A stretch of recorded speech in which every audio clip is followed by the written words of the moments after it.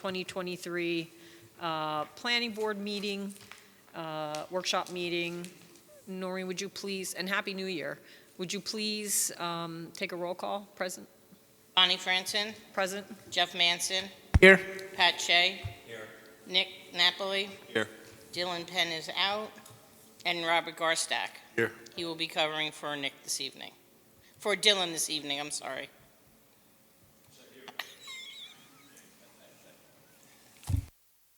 Next item is to point out the fire exits. There are two in front of me and behind the audience. One, the primary entryway into the building, and then there's another out that way. With that, let's please stand for the Pledge of Allegiance. I pledge allegiance.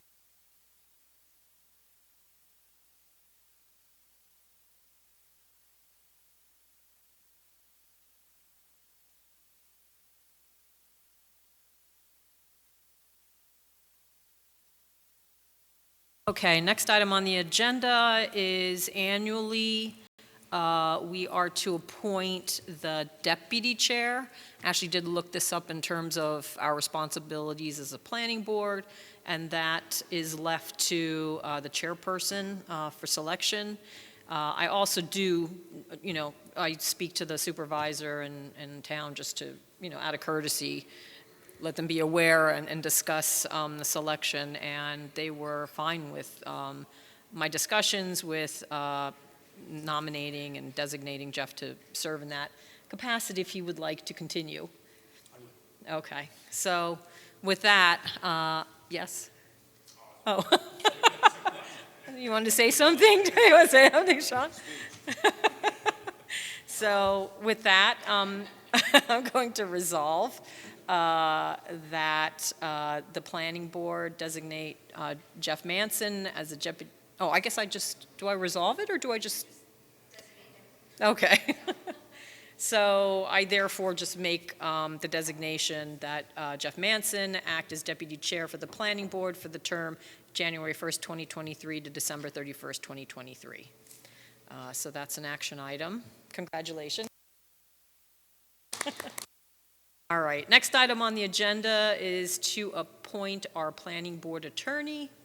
And I would like to make a motion that the planning board of the town of Monroe appoint Naughton and Torrey as the board attorneys with representation by Ashley Torrey for the term of January 1st, 2023 to December 31st, 2023. May I have a second? Second. Noreen? Who was the second? There were too many at once. Let Pat be. Pat'll be it. We'll give it to Pat. Bonnie Franson. Yes? Yes. Yes. Yes. Then our next item, in terms of our professionals that regularly represent us, is to reappoint our planning board engineer. So with that, I will make the motion that the planning board of the town of Monroe approve the appointment of MHE Engineering as engineers for the planning board, with Sean Arnott as a representative for the term of January 1st, 2023 to December 31st, 2023.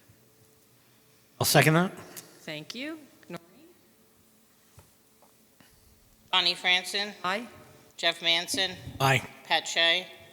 Nick Napoli. Aye. Robert Garstack.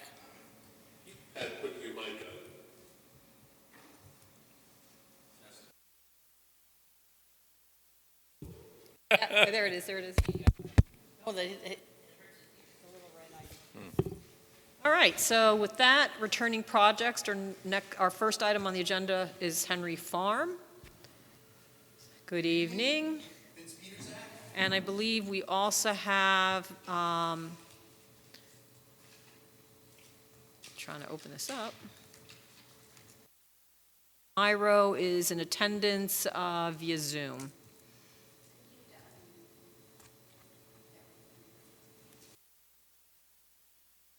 Are you able to hear us?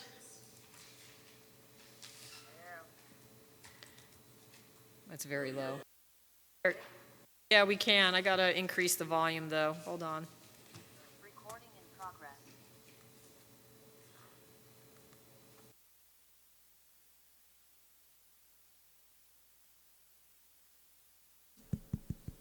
It's on. Jay, could you say something again? I'm here. You hear Okay. me?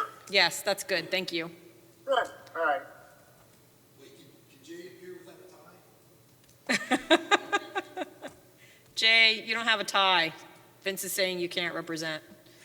I can't, No, that's what Vince says. because he can't see me? Yes, oh, he can see you. Oh, he can, okay. Hey, listen, thanks for letting me attend like this, I appreciate it. I have to bring Bring the your microphone in That's good.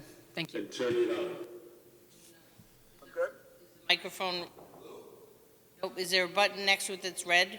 Yeah. All right, so the one with the microphone, hit the microphone one.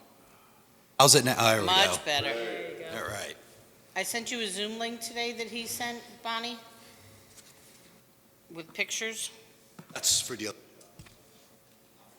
Oh, God, I'm so confused. I forgot you were here for two now. I don't think I got that either. that's okay. I brought hard copies. Okay, well, we'll figure it out. Maybe I did. Yeah, you said Zoom. Did, okay. All right. Good evening. So Vince, do you want to give us sort of an Sure. overview? Yeah, what this plan that you see is showing you is the old layout, which is in red, and the current layout, the 70 single-family units in black. It shows the disturbance limits. I didn't show any grading, but the disturbance limits would be outside of that grading area. On the bottom right, I put a project comparison chart, which lists the number of the items that were in the secret documents, a couple of other items such as the bedroom count I included. That's a quick overview. Basically, what the map shows is that we're adding 5 single-family housing units, and we're subtracting 50 multifamily units, with a total bedroom reduction of 80 units. We did look a little bit further, and the property is in the town water district number 5, and has been in there since 1972, although the wells on site have not been dedicated. When we go back to DOH for approval, we will be required to do additional testing for quality.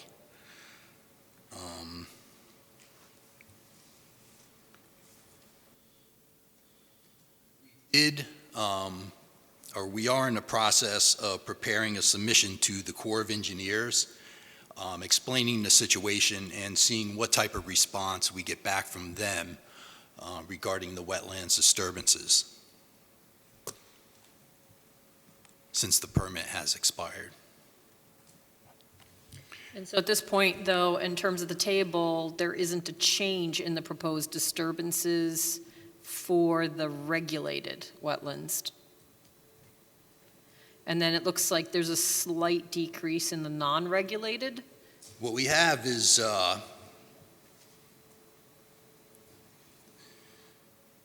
there's an existing disturbance that was previously done prior to the project being approved, and that's the 0.3 acres.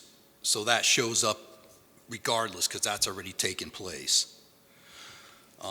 Was there a permit for that .38 disturbance? Oh, that was prior to the application being made. And what was that for? Do you recall? That I do not recall. Okay, maybe it's in one of the documents. But there are 2 wetlands on site, one which is regulated by the Army Corps, and that reduces from 0.319 acres to 0.176 acres. And then there's a non-jurisdictional Army Corps wetlands, which would be a town of Monroe wetlands, and that reduces from 0.574 acres to 0.533 acres.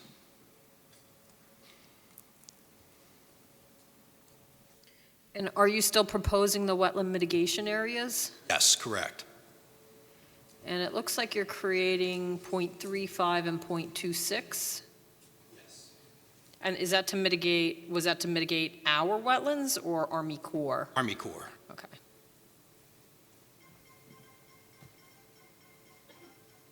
That was all part of the original permit with the Corps. Right now, I'm just trying to see, are the wetlands identified as the ones that are regulated and not regulated? It may be on the other plans, but, Yeah, okay. you go to the overall picture. Yep. This section over here is the town wetlands, which We're not hearing this. Oh, sorry. Vince just pointed to a wetland area.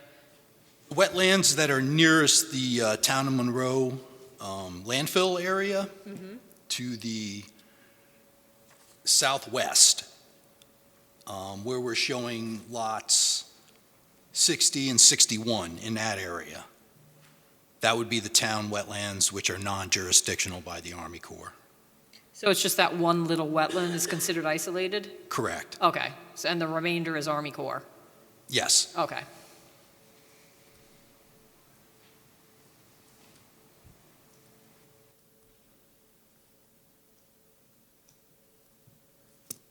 Okay. Now, it looks like, just real quick, there's parcels to be dedicated to the town of Monroe, Yes, correct. and what are those for, the purpose? Space and the wells. Sorry to cut in. Could you clarify parcel D, what that is? That's what I was. Parcel Can I- D would be one of I the may- open space I sections believe with the that stormwater on it. A lot of the stormwater I saw, infrastructure. I'm sorry, Jay, just- infrastructure is Jay- in the open space. sorry, Jay, just hold on. I saw flashes of light. I'm assuming that's thunder. Yeah, okay. I know it was weird. Sorry, Jay. Yeah, So parcel D again, Jay? no, I don't have the map in front of me, but I believe that a lot of the stormwater infrastructure and drainage infrastructure is located in the open space areas. There's going to be a drainage district, and the town essentially would be owning those areas with drainage infrastructure. This is a parcel that's along the northerly end of the property, and I think it's... Southerly, That's southerly? yeah. Oh, okay. I'm sorry, you said parcel D, correct? Yes, southerly. And next to the landfill, right? Right. And it seems to be like one lot. Yeah, that's to get access into To- the town to the property. town property, yeah. Correct. Okay. That was requested by the town during the negotiations. Do we, oh, okay, so I was going to ask, do we know if that's still needed? And they're indicating yes? Yes. Okay. We previously, on the old plan, had access into it at the, I believe it was further north. No, I'm sorry. It would be to the west where lot 41 is. You could see right below that in red, it says parcel D. Uh-huh. That was the previous lot that was going to the town. So it's just shifted over? It just got shifted to the southeast, yes. Okay. Okay. Is there anything else you wanted to cover, Vince? I don't know if you want to go through the chart specifically, or, I mean, it's pretty self-explanatory. Yeah. I think if you want to just, if there's anything you want to highlight, otherwise we do have the chart. And then after that, Jay, I don't know if there's anything you want to add for this evening in terms of presentation, and then we can go on to comments that our consultants may have, and then the board. Yeah, the only thing I'd like to add is that, logically, it makes I'm good at sense this point. reducing the Okay. 50 units and only adding 5 single-family, that you would have a lot of reduction in these items. Sorry, Jay. I'm good. Okay. So I think with that, we'll move on to Sean's comments. Sure. I kind of did like a 2,000-foot overview of the whole thing, comparing the previous secret finding statement versus the current layout. So, starting with Secra, comment 2, I listed a whole bunch of bullets that I just asked the applicant to update the chart to include. So I'll go through those. One of them is this disturbance on slopes greater than 15%. That was specifically spelled out in the finding statement, so I think it'd be important to include that in the chart. Then the excess cut and fill. I know there was a large, I think 45,000 excess cut from the site, so trying to figure out if that's remaining the same, getting bigger or less. Based on the finding statement, there was a blasting protocol that was prepared for the overall cut into rock. So trying to figure out if that's still anticipated that blasting will be required. Next bullet was trying to clarify what the existing regulated versus proposed non-regulated and proposed regulated wetlands disturbances are. Vince already cleared that up this evening. Next. Yeah, I was just to that point, I wouldn't say non-regulated, just probably say town-regulated if, Right. because they're all regulated by the town, and then some of them are DEC, Army Corps. Army Corps. Sorry, not DEC, Army Corps, thank you. And the next was community services section. There was specific thresholds in the finding statement that I think would be warranted in the chart. Same for fiscal analysis, cultural resources, and the air and noise sections. And then I had some preliminary comments on the 3-page amended subdivision layout plan. I asked that a bulk table be prepared for each lot so that we could, ensure that the zoning is met on each of the lots. Keep in mind that the court stipulation requires that the zoning regulations that are applied to this project are from that were in place in 2015, not the current. So the biggest one there is the net lot area does not apply to this project. Next was asking the applicant to add the 100-foot regulated adjacent area to all the wetlands from the wetlands code. That's the local code. Next was on the phased approach, and it was kind of unclear, the phased approach. So there was an 11 by 17, an 8.5 by 11 exhibit that was prepared with a red line drawn phase 1 versus phase 2, but that wasn't clear on the amended subdivision plan if that was actually contemplated. And the FEAF that was prepared didn't identify phases, so maybe Vince, you could clarify whether or not phases are proposed or not? They're not anticipated. Okay. But the judge mentioned something in the stipulation about showing possible potential phases. Okay. So we just came up with that plan quickly, splitting the project in half Sure. so that the water tower would be in phase 1. Right, so just to that end, I put in the comments asking if you could consider adding the secondary access to phase 1 in the event that phase 2 doesn't get built for a while or never gets built, that there's always 2 access points to the subdivision.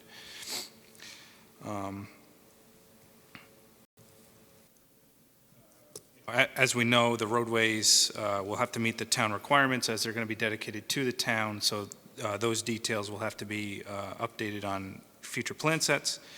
The SWIP will have to be amended from the previous project in all likelihood, except that that's also noted in this court stipulation that it'll have to meet the 2010 permit.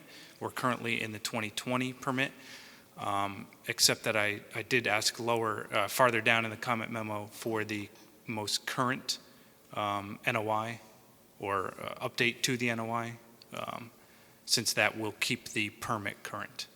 Yeah, I seem to recall you said you were keeping the NOI current, or no? Correct. Yeah. Yeah, that is a current NOI that we have So in you place. submitted the initial from 2011, the filing, but I didn't see that it was kept up to date by paying the fees every year. So if you could just submit the latest Gotcha. refresher to that permit, you Okay. know, you have to pay $110 every year. Right. Yeah. So. And then lastly was just noting that, drainage, water system, sewer system, all those details will have to be incorporated into the final plat. Comment 4 went over some of the outside agency approvals that are necessary. Vince touched upon the Army Corps, that they're gearing up to make that submittal. New York State DOH and Orange County DOH permits for the new community water system. Vince, you said you've gone to DOH on those permits? No, we will be going. Okay. But based on my experience with some other older projects, we will have to retest for quality with the wells. Right. Okay. You anticipate not having to retest for quantity? Correct. Okay. Orange County DPW will have to issue a permit for the access drives to Lakes Road, and Orange County DPW and DEC will have to approve the sanitary sewer collection system. On the sanitary, this is in the Moodna district, and as noted in the stipulation of settlement, the applicant will have to wait until available capacity is gained from the Moodna agreement. And then number 5, I just noted some of the consultants that the board may wish to have on board to review this application. It's just the normal consultants, so. That's it. Thank you. Ashley, do you have comments?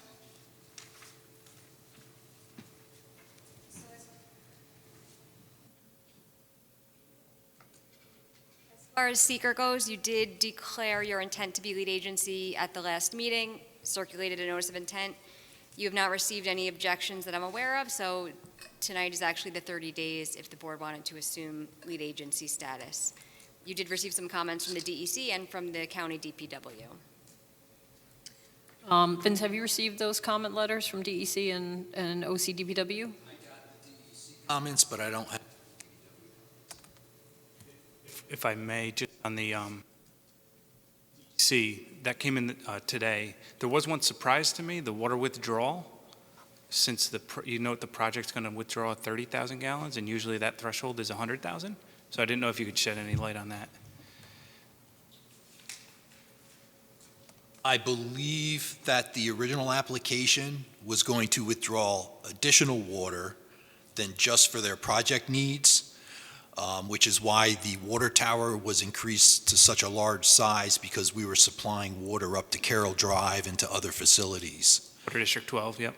So now that we're only serving our own project, that's why we'll be going back to the health department to reduce the size of the water tower so it only fits our project. That's why I'm assuming that the water withdrawal it's going to be lower than what was originally anticipated. Right, but the need for a permit, I don't think in We either shouldn't scenario need that you would have met that threshold. So I just didn't know if you had any inkling of why they included that. Their checklist, adding whatever they can. So in other words, the response from DEC indicates that a permit is required where you have a capacity to withdraw 100,000 gallons or more per day. Whereas they're actually withdrawing closer to 30. So why would they provide this information unless maybe they were cross-checking the old application, perhaps? What they may be looking at is the actual town water district, 5. I don't know how much that is taking out currently. None. There's no improvements. So I think Water District 5 is only this property. Should also be Carroll Drive. No, that's Water District 12. Oh, okay. I don't know, but I will find out. Okay. And then, real quick, Orange County DPW, they indicated that they consent to the Town of Monroe Planning Board acting as lead agency. Request department continue to be provided copies of submitted materials, a full set of engineering plans prepared in accordance with Orange County DPW policy and standards is to be submitted. And they do the review under 239F of the General Municipal Law. They don't ask for a traffic study. So when it comes to sort of what we ultimately want to review, maybe we should ask them, whether they feel the need, because it ultimately is their road that's being entered upon.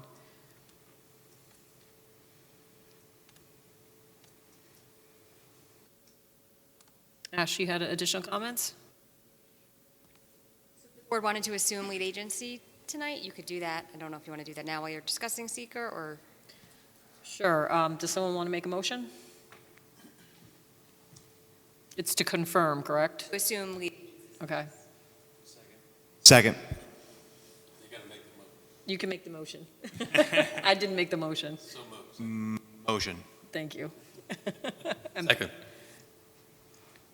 So that was a motion and a second to assume lead agency status under a type Unlisted action. unlisted action. Bonnie Franson, Aye? Nick Napoli, Aye.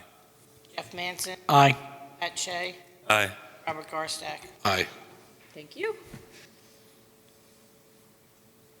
As far as the consistency analysis chart, I know that there's a commercial lot. It's not being proposed for development as part of the subdivision, but I saw in the findings from the prior approval, it contemplated, I think, a 15,000 square foot retail or commercial space. Is that size going to be the same? Is that changing? Yeah, I'm assuming we'll keep that commercial Okay, so just maybe just exactly the same. add that in as well, that the same size development would be proposed. Did the stipulation touch upon that at all? Did the town board envision that that was still occurring? Yes, so that Okay. parcel is still, and that's in the NB zone, I believe, but that will be subject to the current, whenever it is going to be developed, the zoning that's in place at that time. Okay, thank you. The DEC did also note that it was in an archaeological sensitive area, so I assume you had a no impact letter back then, if you could resubmit to SHPO as well. And we talked about wetlands earlier. The town does have its local wetlands permit that would need to be issued by this board, so if you could take a look at those regulations in Town Code 56-7 and make sure you're providing all the information that's required in order to apply for that permit. Does need to be referred to the county planning department once you have enough information before you. The board should discuss whether they want to appoint any other outside consultants to do review, since you do have this 3-month time frame. You have until your March meeting to give comments on the project and an estimated budget for the stipulation in the litigation. Thank you, Ashley. Board members, comments? I'll start to my left. Nick? No comment at this time. No, it's just, looks pretty simple. It's just downsizing the project to the number of beds and homes and everything else. So that would be, Right. much better situation, so. Robert? Comment at this time. So I think from my perspective of looking at this, what I want to check is whether there were any areas that were removed for development that might be better as lots. So for example, if there's any particular lot where there's a lot of wetland present in the back, is there the ability to shift it or to just simply relocate it to an area where there's not? So for example, when I look at here, lots 62 and 61, is that old 17 and 54? Is that what those numbers mean? Those were the former? Yes, correct. Okay. So, here, a couple things. It looks like there's actually a wetland encroachment. 54 is actually going partially into the wetland, and then there's the disturbance limit line. Oh, sorry, is that still proposed or it's not proposed? That's one of the ones that went away? Oh, you could see lot 54 on the house, And behind the disturbance limit line, which is the same as the original approval, you see lot 62.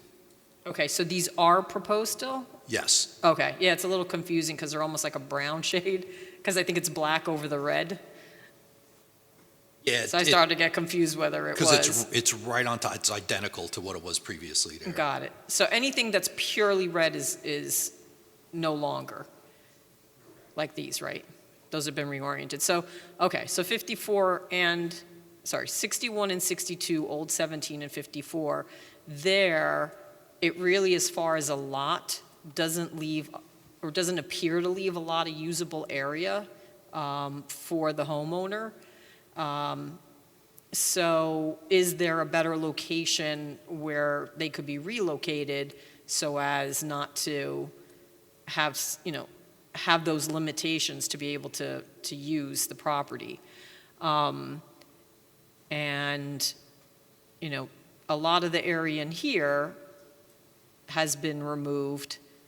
And one of my questions would be, it's showing up as an open space parcel, but I think those seem to be areas where there wasn't any wetlands. So, I think just because of the fact there was a desire to get rid of the loop road, and there may be some topo in here, I think, which is why you might have gotten rid of it. I'd want to know why this area wouldn't be better for development. We don't have the topo lines on this particular map, but I know there were some areas that were going to be pretty seriously graded. So, but in terms of, what I'm looking at, I'm just looking at, again, are there creative ways to get lots in areas where there's little environmental impact, whether it's a wetland or whether it's, steep slopes, a lot of cut. And the cut on this particular lot, I'm not seeing what's going on to have removed this road. But that's what I will be looking at. Sorry, just to that end, Vince, was there a reason why you didn't propose the lots on Highview Road anymore?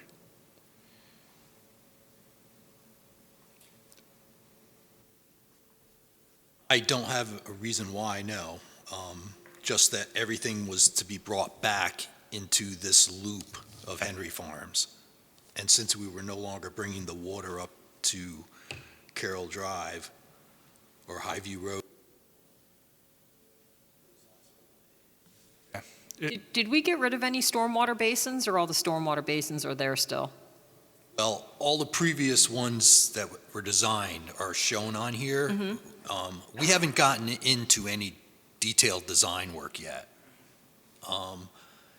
If those basins worked and they had to be smaller, we probably wouldn't bother redesigning them, just go with what's already there, if it worked.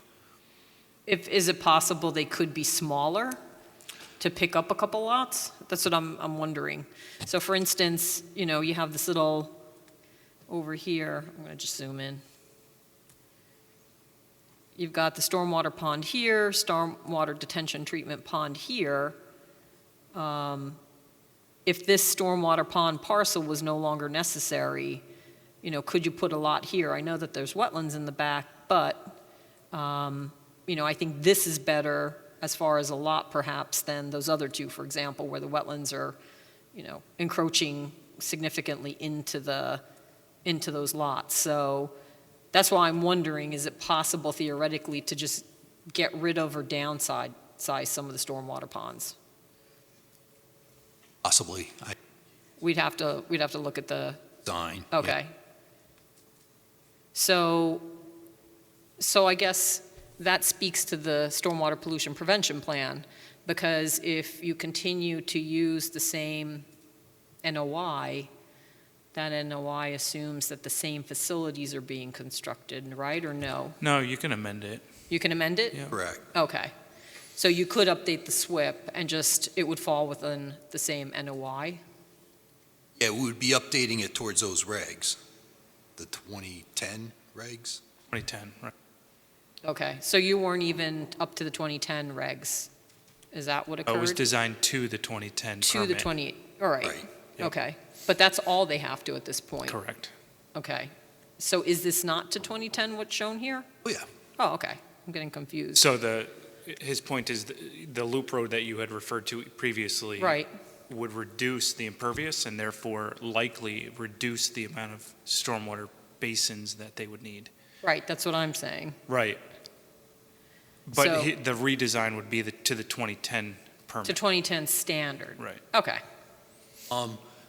Question for the board, I mean, the 4 lots up on Highview Drive, are they preferred to have those? Where's Highview? Left. Up there. From my perspective, from a wetland standpoint, yes, but I know there's a significant amount of topography there that maybe it's less desirable if it's very steep. Yeah, I See from those disturbance limits that there was more grading on those 4 lots than other ones. Yeah, I think it depends in part on, like you say, we have to look at the grading, we have to look at the disturbance, plus, would they be on individual wells then? Or would there still be a tie-in? Because without them, now you don't have that little access piece, I guess, that brings the water up to Well- them, or are they going to be on wells and septic? I guess that's up to, it could be on the water system or they could be on wells. Does DEC allow that? Because what's the 49 lot rule after 50? A mix can be on. Well, that's on wells, 49 on wells. Right, but then after 50, you have to be on centralized water, correct? Once you hit your 50th lot? So here, we have 70 lots. Not on wells. Okay. Okay, There would only be the 4 if we go that route. if we go that route. Right. So we would be okay, even if it's still part of the same. Right. Okay, got it. Just so you know, the reason that 62 and 61 are there is because that's identical to what was approved previously. That's why we kept those in play. Right, right. And that's why I say, here's the benefit of kind of just, can we space out some of the lots? Can we, try and avoid some additional areas of environmental concern? Maybe you'd get rid of a couple permits, potentially. And I think that's a good point. Does it make sense to go up there? I would also want the town board to weigh in, because this was subject to a stipulation. And I don't know whether there was a discussion about the 4 lots up there at all, or if they just said, hey, it's 70, and really thought about whether an improvement could be done to the end of Highview. Right. So, Jay, can you chime in on the town board's decision for the 70 lots? What was the question? so the question, Jay, is right now the 70 lots are shown kind of in the main overall development area, but there were 4 lots that were at the end of Highview Road, and those are not proposed to be constructed. Looks almost like, what are they, 1 acre lots, or I don't know what size they are. And so they would be at the end of a different road. They would probably be served by well and septic. It would reduce the homes within the 70 to, I guess, 66. Right. Within the It main. Yeah, was this discussed at all with the town board as far as preferences of where these homes end up? Well, I think the main point of the STIP was to guarantee that we got 7 lots. I don't think the town board, this obviously went back to this board because of your jurisdictional, requirement that we get an approval from you. So if there's a change that makes sense to us, we'll gladly go back to the board, get them just to confirm we don't need anything further from them. But I think we have leeway to make changes to the plans if they make sense. And certainly I'm reserving a discussion with Vince after this meeting to kind of digest what's being proposed here, because I don't have pictures in front of me, so. Okay, I don't believe the town board's gonna care. Town board's not gonna care. This came back to you because you're the board, with the planning authority to review this, so. Are you still there? yes, can you see Oh, I got it now, thank you. okay, so you can see it's these 4 up here, if you can see my cursor. Yeah, And whether that could occur if they're on well and septic, which would allow some potential spreading out of a couple lots or relocation of a couple lots that are actually, more in the wetlands and less. And examples that I gave were the 61 and 62 where, you're really kind of into the wetlands. It's not leaving a lot of background area, rear yard area for whoever's going to own those lots in the future, and could we shift them somewhere else? And so that was part of the discussion about, is that other location at the end of Highview, potential? Just to And clarify. Highview is that cul-de-sac up in the corner there? Correct. That's Highview. Okay. This is a question for me to ask, for Vince and I to ask our client. And I don't, right now those are proposed to be eliminated, those 4? Yes. Okay. Yes. That's a question for our client. And frankly, we need to talk to the town board because Yeah. we don't know that they would be supportive of that. So we want to touch base with them as well. Just to clarify, they'd be on well and likely sewer. It looks like those lots are in the sewer district. On the sewer district? Yeah, right. Okay. So well, but they're already served. Or could be served. Okay. They'd be on well, okay. We're willing to have that discussion. I've got a lot I have to discuss with Vince after the meeting, so I'll do that by the beginning of next week, so. Okay. And then we'll just, I think for the next meeting, we'll just look at if there's any other areas that potentially, could be utilized that, again, involves less encroachment and might just make for better lots. So we were starting to talk, I'm going to just stop sharing for a minute. We were starting to talk about what professionals we might want to retain.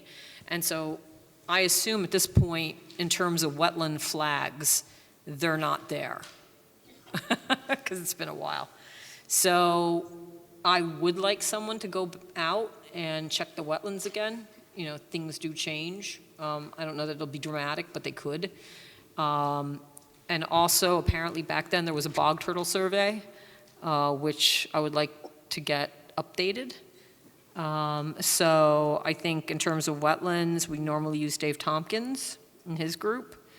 And then you actually had used Jason Tesoro for the bog turtle. I think you all had retained him.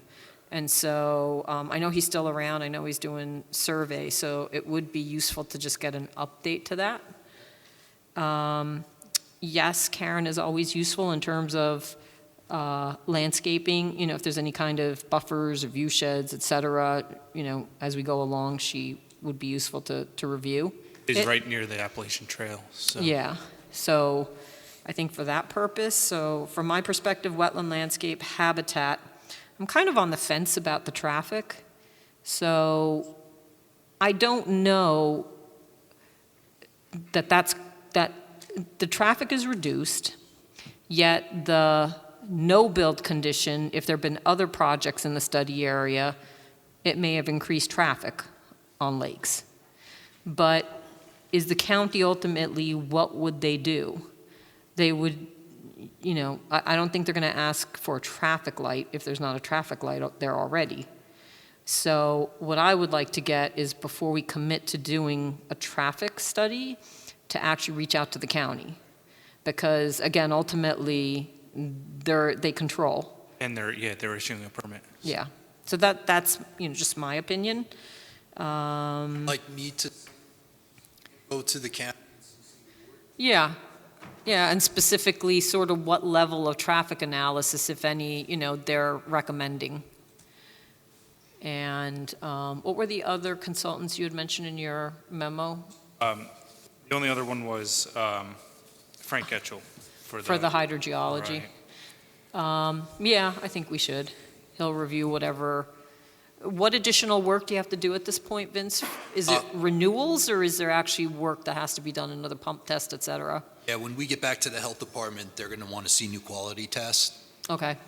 They've added a couple of items to the testing since these were last tested. Okay.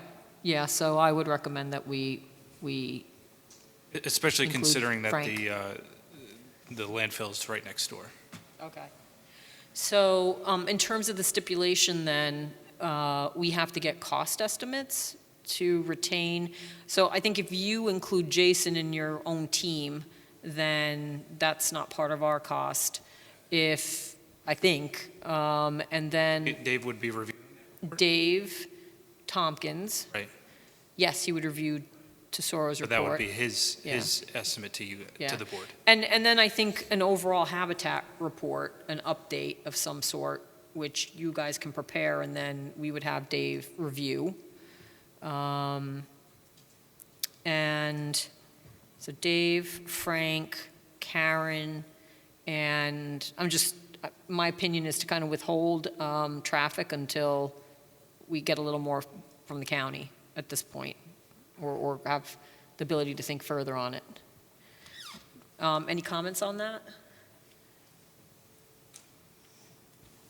No comment at this time. I mean, I also kind of agree. I'm not so sure that we do need that much of an update on traffic.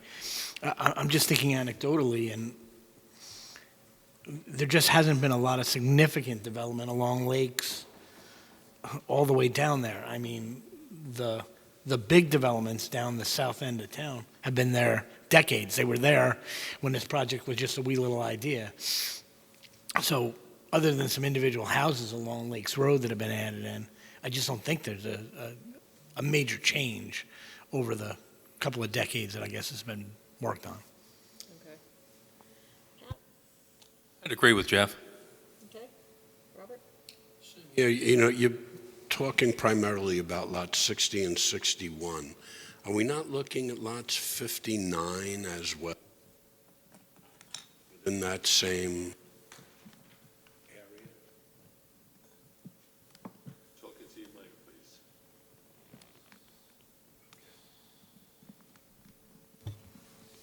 Yes, 59, 60, 61, 62. 62. Yeah, I think this review is going to be ongoing, but again, I think those are the obvious ones.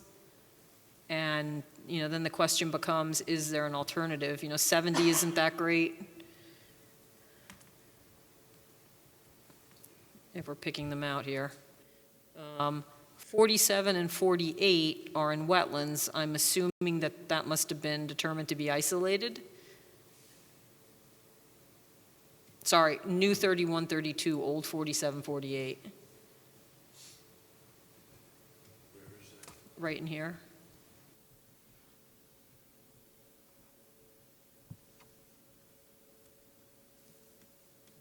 And what's interesting to me is yes, that is another isolated. yeah, so this one is isolated, but this one is isolated too, but we have a notch here, and I'm not sure for what.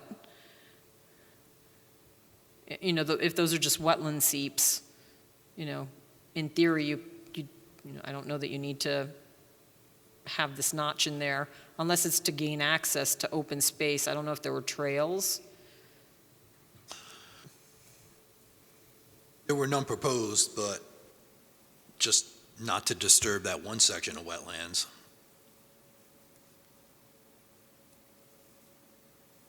I don't know that we can pick up anything by allowing the disturbance, but 29, 28 are generally okay. 10 and 11, you have it in the back. 11, maybe a little tight.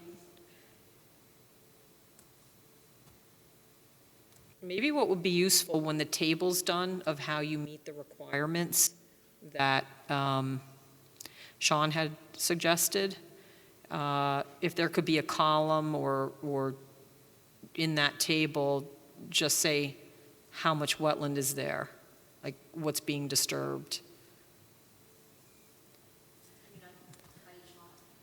Yeah. Both how much wetland is on each lot and then how much would be disturbed? Yeah. Yeah, so if let's say it's a 15,000 square foot lot and 75, and let's say 10,000 of it is wetland, and you're not proposing to disturb it yet, that really means there's 5,000 left it's going to be a house on a 5,000 square foot lot. And in addition to that, if you could list how much of the property is at a slope of greater than 15%, as well as how much of that slope is being disturbed, similar to the wetland, right?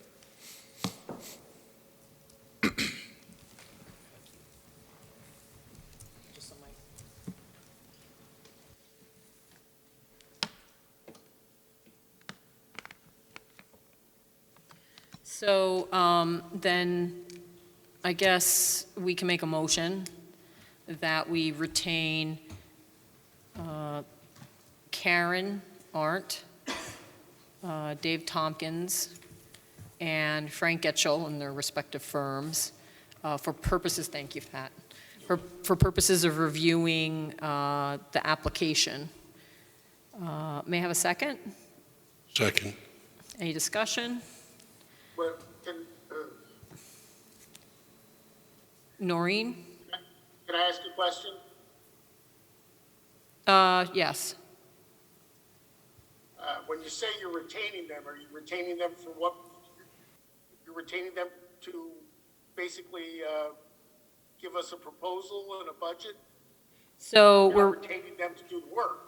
no, we know that these are the professionals we want to retain. We need to get a budget estimate from them as per the stipulation. Okay, if it's for that purpose, that's fine. As long as we get to see the budget, we get to see everything before you actually engage them for the work to be done. Yes. Okay, that's fine. I'm good, I mean, I'll rely on Ashley too. Perhaps clarify then in your motion that they are, Proposed to be retained subject to budget review? Retain If I them may. to provide their proposals for the Their work. proposals for review of the Henry Farms project. Okay. Do you have that, Noreen? Thank you. So I had a motion made by Bonnie. No. Motion made by Bonnie, I had it seconded by Bob. Nick Napoli? Aye. Jeff Manson? Bonnie Franson? Aye. Pat Shea? Aye. Bob Garzak? Aye. Thank you. Okay. Anything else we need to do this evening? I just, real quick, Sure. on that DEC letter that came in, Sean, that looks like it's just a generic if-then. If we are withdrawing over 100,000, we'll have to apply for the permit.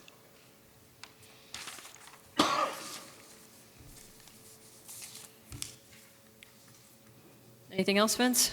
No, I think that's it. I'll see you next month. Thank you. And Jay, anything you want to? I'm good, No, thank you. Noreen? I'll review with Vince and the client, we'll get back to you by next week. Okay. Noreen? Okay? Hold on, Thank Noreen. you. Thanks again, appreciate it, have a good evening. There was an email that came in today from Tracy. Yes, yes. And my error, I don't believe I forwarded it to you earlier today. I can't access my downstairs computer, so I resent it again this evening when I got up here. I'm not sure, like I said, I can't tell if I had already done it. Ashley didn't recall seeing it. So just so you're aware, if you haven't received it, we have a letter from Preservation Collective. Okay. I will send it off to you tomorrow. And all the board members should have I this? sent it just to the three of you this evening. but I Okay, will yeah, get we it have out to circulate it to tomorrow, and everybody. I'll make sure Vince and Jay get it as well. Okay. Yep. You're welcome. All right. Yes, I handed him a set.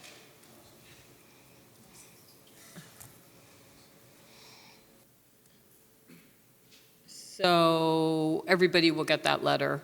Ms. Shu's in the audience, so. Yeah, that when she walked in, I'm like, oh my word, did that go out this morning? All right. So next item on the agenda is Mandel subdivision.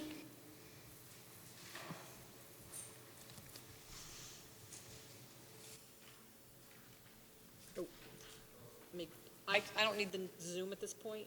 Ashley, do I need the Zoom? I can sign off, right?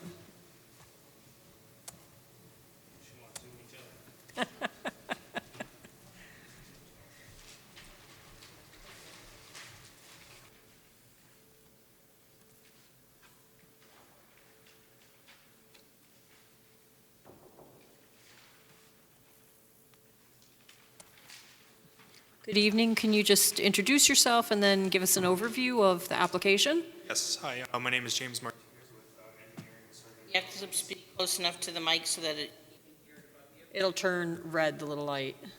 James Martinez here with Engineering and Surveying Properties. This is a simple two-lot subdivision on Cromwell Hill Road.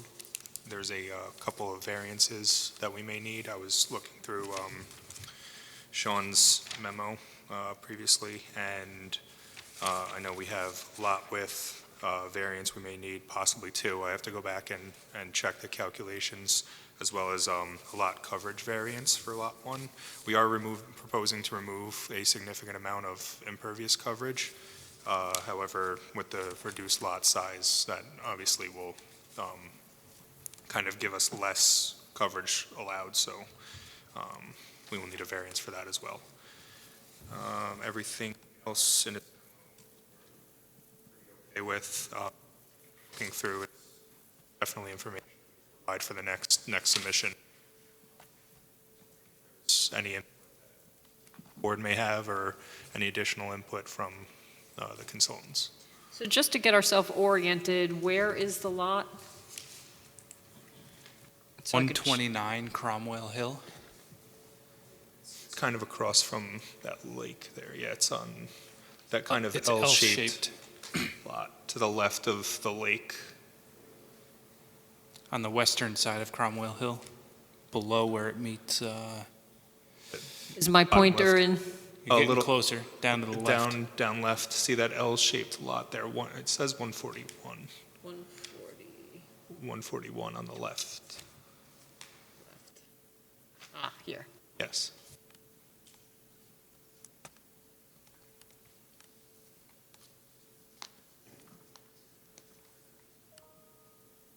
So can you describe what structures are there now? Right now, we have an existing house, kind of like a tennis court off to the side where we're proposing the second lot and house, as well as a kind of a walkway going around in the backyard. That's, we're proposing to remove that as well. And driveway, walkways, pool house, and some walkways and patios in the backyard. And then what is being removed? So on the plan here, everything that's hatched right now, so that that existing tennis court area off to the side, the walkway, portion of the driveway, and some walkway leading from Cromwell Hill Road to the driveway, those are all being proposed for removal to kind of bring down our impervious coverage. So with that, I think we'll still go through your comment letter, Sean? Sure. So this property is located in the RR1, and a portion of it is located within the Ridgeline Preservation Overlay District, actually the front half towards Cromwell Hill Road. Property generally slopes from Cromwell Hill down, going towards the homes. The homes are sit low on the property. The plan should be updated to include the Ridgeline Preservation boundary line, to understand which improvements are within the district, within the overlay or not. The lots will be served by individual wells and public sewer. The applicants noted that the sewer main runs within Cromwell Hill. That'll be tied in by individual pump stations from each of the homes. I had a few comments on the bulk table. As James indicated, I believe both lots 1 and 2 will require lot width variances. 150 is required, where I calculated lot 1 to be 148 plus or minus, and lot 2 to be almost 147. As well as the developmental coverage for lot 1 exceeds the 15%. Additionally, the lot area should subtract all the environmental constraints, so the slopes greater than 30%, as well as any easements or wetlands should be subtracted. and included on that bulk table. Then I had a comment with regards to the ridgeline preservation, if the applicant can provide a narrative outlining how they meet all the design requirements in that section.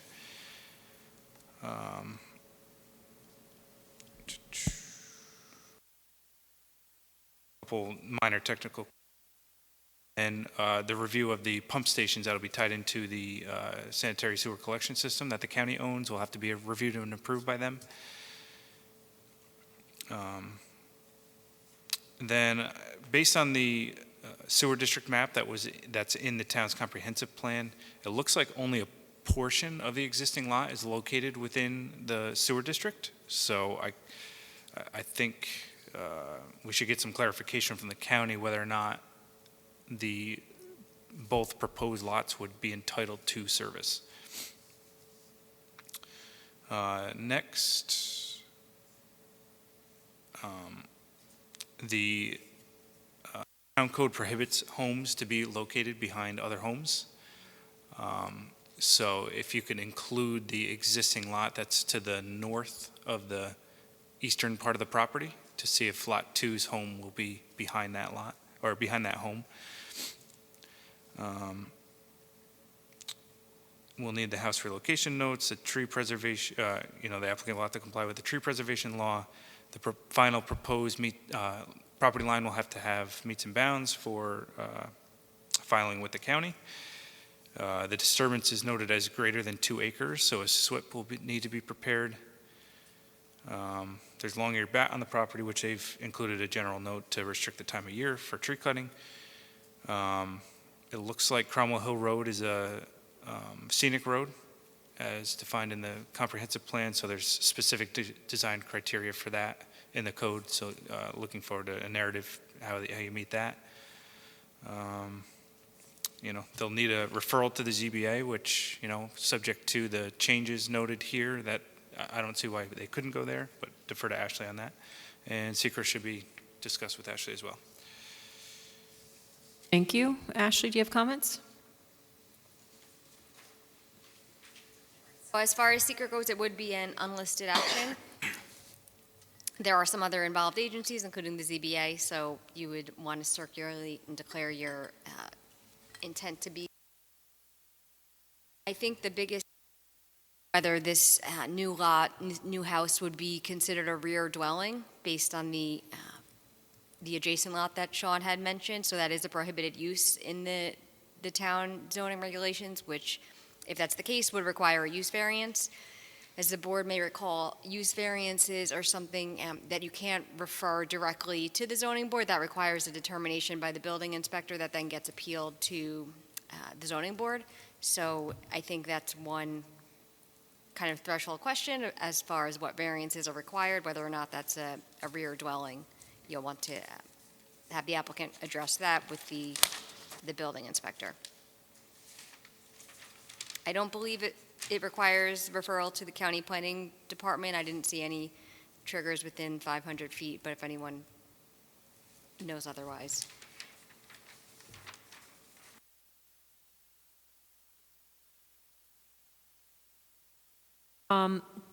In terms of design standards, were you able to review subdivision regulations also? All the subdivision regulations that might apply? To be honest, I didn't go through all the subdivision regulations just because it required variances, so. Okay. Sometimes, I don't recall if ours does, sometimes it's a primarily, lines parallel or perpendicular to the street lot, regular lot shapes, et cetera. So I don't know if there's anything in the subregs that we should be looking at as well. So just kind of as for you, and then for our engineer to kind of look at those as well. So I'll ask my board members if they have any comments. Nick? No comment. Jeff? Yeah. The entity disclosure form, section A and B are not complete, but then in the certification at the bottom of page 2, it lists Mordecai Mandel as the president of Wise Equity Group LLC. The plans themselves reference Mr. Mandel as the owner of the property, So it's unclear, first of all, how Wise Equity fits into this. And like if Wise is doing the development, then their information needs to be in Section A of the entity disclosure form. One way or the other, Mr. Mandel's information needs to be in Section B. And if Wise Equity indeed is developing the project, then if there are other members of the LLC, they should also be in Section B. As far as the plans go, not a lot of questions at this point. I see existing, there's a gravel drive, and it looks like we're proposing a drive for Lot 2. The gravel drive is going to remain as is, or? A portion of the gravel drive will be removed. Anything over that proposed lot line is going to be removed along with that existing walkway kind of coming from Cromwell Hill Road. And yes, we will propose a new driveway, separate driveway for that house on Lot 2. Okay. Yep, thank you. I just wasn't clear on that. I think that's all I've got.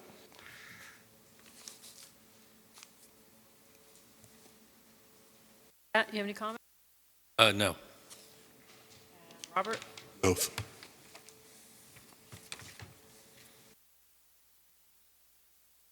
Boys, I'm trying to bring up what the slopes are behind that building. Does it slope up? Does it become hill back there? Behind it kind of slopes downward, it looks like. I think this, Like a plateau and then going down? yeah, it slopes generally downward from, let's see, Cromwell Hill Road down towards the back property line, I believe. I'll update the contours with additional labels because I know in that northern corner seems to be kind of sparse in terms of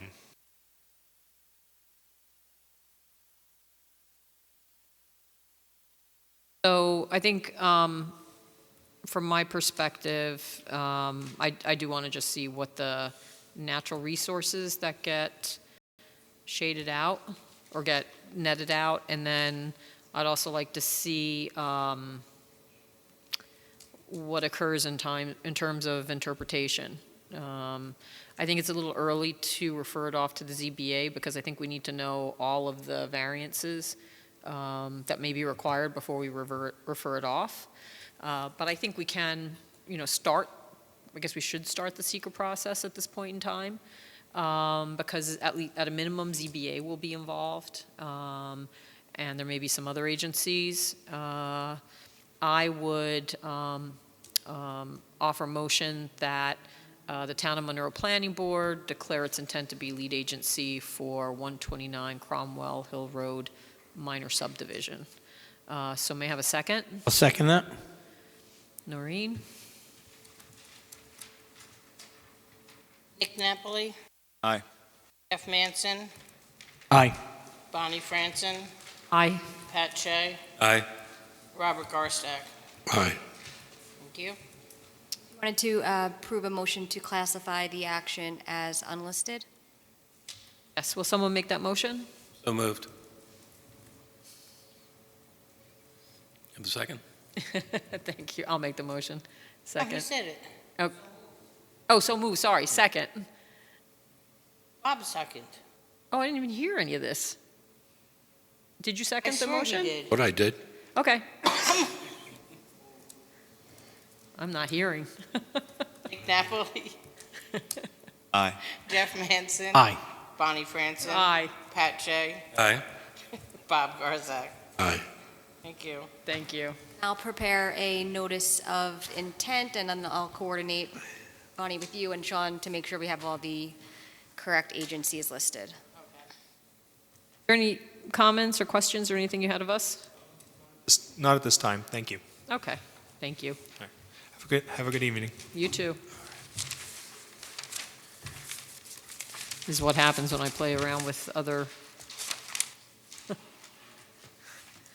toys online. All right. So for discussion, the first item is two-family. I think we'll do Monroe Commons first, yeah, since they're here. So next item on the agenda will be Monroe Commons. Leap a leap.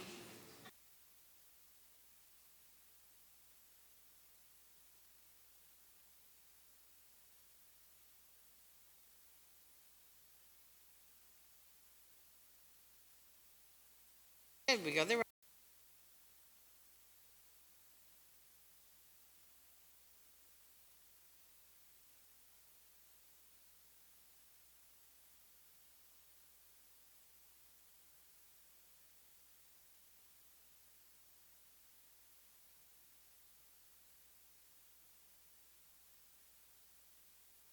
Vince Peterzak. Having a superior. Wait a minute, the mic isn't working and I missed the other gentleman's name, I'm sorry. Ken Worsted. That's Lou? what I thought, but I was like, You're good. Testing. As long as that red is on, it means that it's working. We're getting ready to submit the impact statement and detailed plans the end of this month for next month's meeting. So we just wanted to bring you up to speed on where we are with the project again. The project sits on 18 acres. It's in the HI heavy industry zone. It's on the north side of Ninninger Road.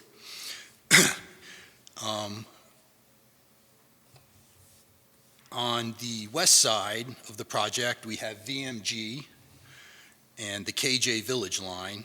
On the north side of the project, we have the Woodbury Town line, and on the east side of the project is the Woodbury Junction single-family project. Our proposed building is just over 400,000 square foot with 653 parking spaces. The uses include hotel, office. Appeared before the Monroe Planning Board last month to review the project with them, and we're going to be scheduling a public hearing with them around the same time we have a public hearing here. Woodbury? Yes. Didn't I say Woodbury or no? Said Monroe. I apologize. I meant Woodbury. I was wondering how I slept through that. This is the way the whole meeting's been today. We're going to be grading into the Woodbury property, and we're going to be expanding the tree survey that we did in Monroe to include that area that we'll be disturbing up on top, as well as looking at any wetlands on top and endangered species within that disturbance area.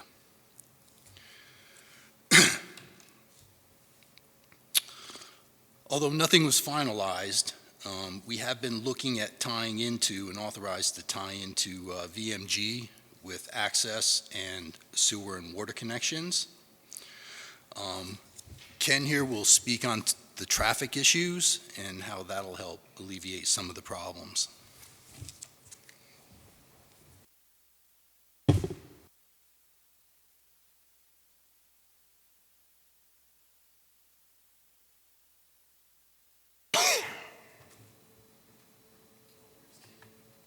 Thank you. Ken Worsted, Creighton Manning Engineering, traffic consultant for the application. We have prepared our traffic study. We've been working with AKRF back and forth quite a bit, and we've submitted that to them to start their review process. But the client wanted me to take this opportunity tonight just to give you kind of an overview of what we were looking at for traffic. Most of the intersections that we are studying, we had counted before the pandemic, so we had that from the VMG project and some other studies, namely the Town of KJ Comprehensive Traffic Impact Statement. We did supplement it with a few traffic counts that we had done in 2021, just to gain an idea of where we were relative to before and during the pandemic. We had made some adjustments to certain intersections. We had submitted a memo to AKRF summarizing the data that we had used and how we got to it, because we didn't want to build off of future conditions on data that they had disagreed with. So we established our existing conditions first and then moved forward from there. We had looked at future growth rates. We had looked at other development projects.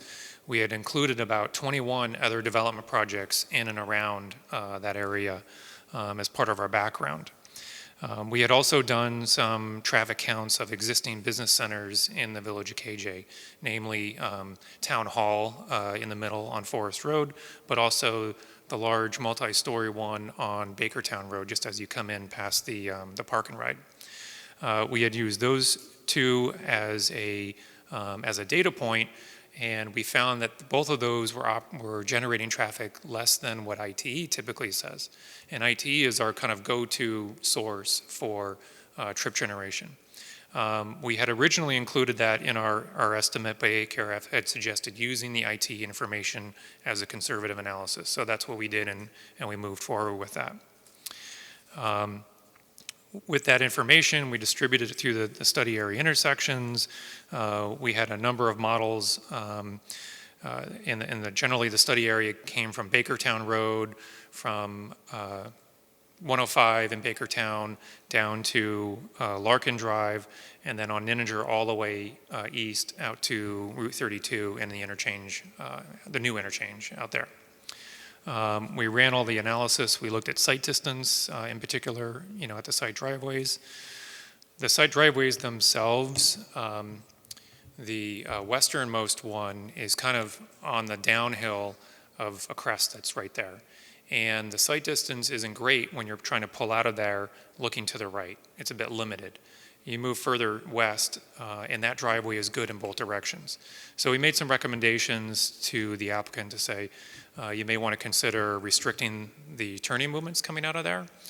You may also can mitigate it by widening the road and providing a kind of refuge area. So if someone were coming from the KJ area turning left into the site, they would have a center turn lane, very much like the existing driveway that's now on Ninninger into VMG.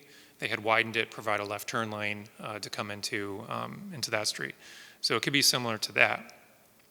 When we started looking at the analysis of how those driveways would operate, we knew that there was a lot of traffic coming out, and turning left was going to be, nearly impossible. We had run a signal warrant analysis, and we found that one of the driveways would meet it. You wouldn't necessarily signalize both driveways, but in combination with the site distance issue, if you were to keep the westernmost driveway unsignalized and signalize the easternmost, anybody who wanted to turn left out of there could just go to the eastern driveway, make the left turn out. And in addition to that, it would be widened to provide that center turn lane, to pull into the site. We had looked at some of the other intersections. Bakertown and County Road 105 is also going to be congested. Ninninger Road and 105 will also be. The village of KJ is looking at creating a connector road from Ninninger into the village. So imagine coming from Woodbury, driving down Ninninger Road, coming to that T intersection today, but there then being a road that goes straight across to bring you kind of parallel to 17 into Dodge Road and then eventually into Quickway and Forest. So they're pursuing that, and that'll help relieve some of the traffic congestion that would otherwise be on that County Road 105. We know as part of the VMG project, they are required to widen Ninninger Road at Dunderberg Road to provide a left turn lane to go on Dunderberg, so that is in the works. And we also we identified as well in this the opportunity to make connections between these two projects. The Monroe Commons project is there to really serve the KJ community, and originally there was some pedestrian connections through there, which were great. They're going to allow people to walk through from one site to the other, but we suggested pretty strongly to the applicant that they look at the VMG connections both for vehicular and perhaps transit. That part of the site is not constructed yet, and there may be an opportunity there. So they're actively looking at that, and I think it affords some opportunities. The transit provider themselves may find that it's useful because, excuse me, they can come into VMG, they can drive through VMG, and then they could come into the Monroe Commons site, do pickups without even having to go out on an Ninninger Road or County Road 105. The site right now is designed to accommodate transit on site, but the operator might find that it's simpler and it's more efficient to stop out on Integer Road. If they were to go in and out of every little development, it would add, tens of minutes. It would add operating costs, delays. It would take more time for passengers to get from one place to another. So if there is an opportunity to drive through VMG and get to this site, I think it's going to be a win. So the applicant is talking with VMG to see if that can happen. At this point, I think we show retaining walls or some other things, but you're saying there would actually now be a connection, potentially. Yeah, we've been authorized to look at doing a connection. And we're looking at 2 possible connections currently.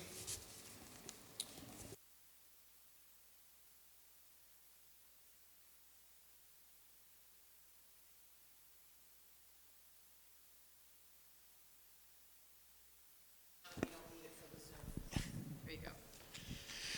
Yeah, we're looking at, there we go, 2 connections. One would be down behind Brock and Mann's office, tying into the parking lot on VMG, and the other one would be up behind our building. Also, we're looking at tying in water and sewer to the VMG project at this time.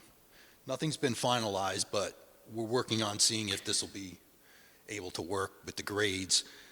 They're going to have to redesign this section so that we can get through these retaining walls. Are you looking at that as an either-or situation, or possibly both of those connections would exist? Possibly both. Okay. And are you looking at this and adding it to your alternatives, or this is going to be your preferred plan?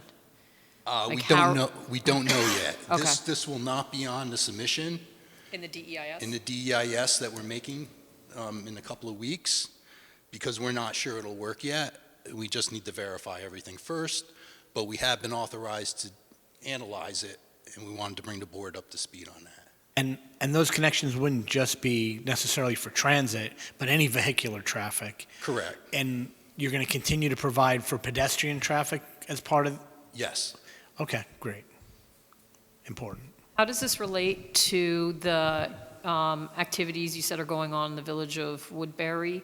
Is the village of Woodbury just grading, or are there additional connections, pedestrian, anything going on associated with this site and that site? Woodbury is just going to have the grading associated with it only. That's to eliminate the retaining walls that are proposed in the rear? Correct. Yes.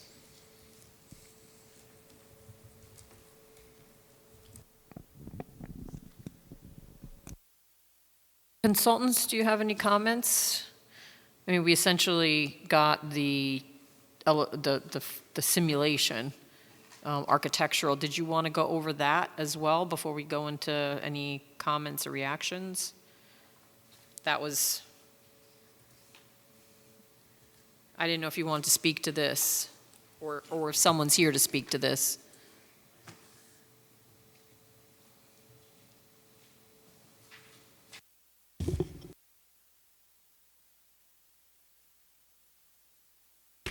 Good evening. Good evening, how are you?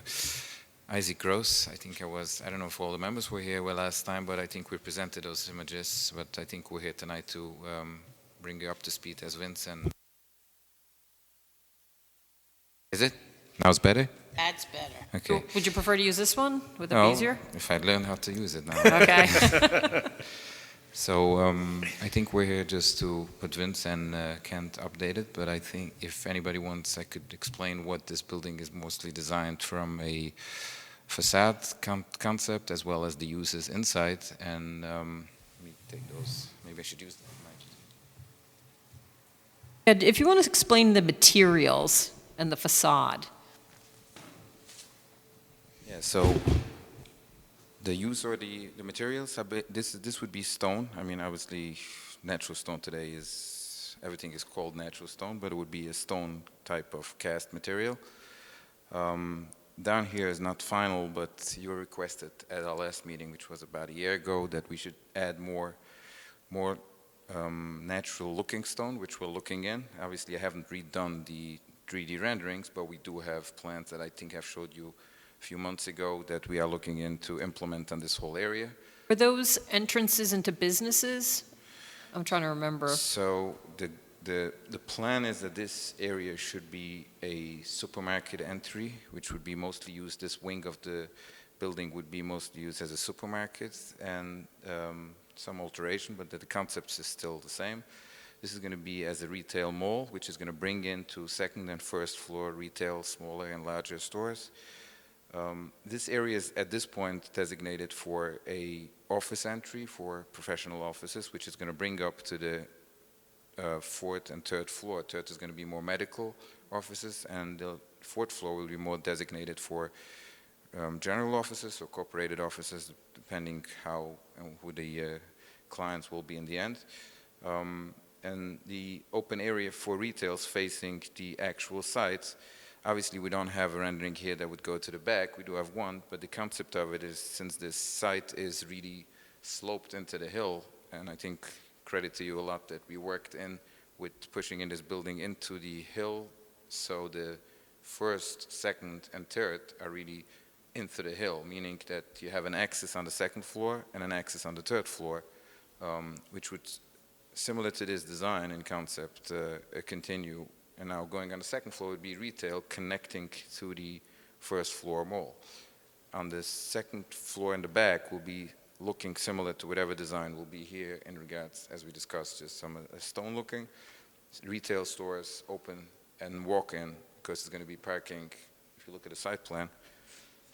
Is it mirrored glass that you're showing, or that's just the rendering, and it can Wouldn't be either? mirrored. No, it's not mirrored. It would be tinted glass. The glass is, I mean, obviously any rendering is done in a way to show it, but mirrored glass is not something that we try to use. We use mostly it's bronzed and tinted glass. I would rather call it. I mean, some glass are more black, some glass, but not mirrored. Mirrored is not we wouldn't prefer mirrored unless you get.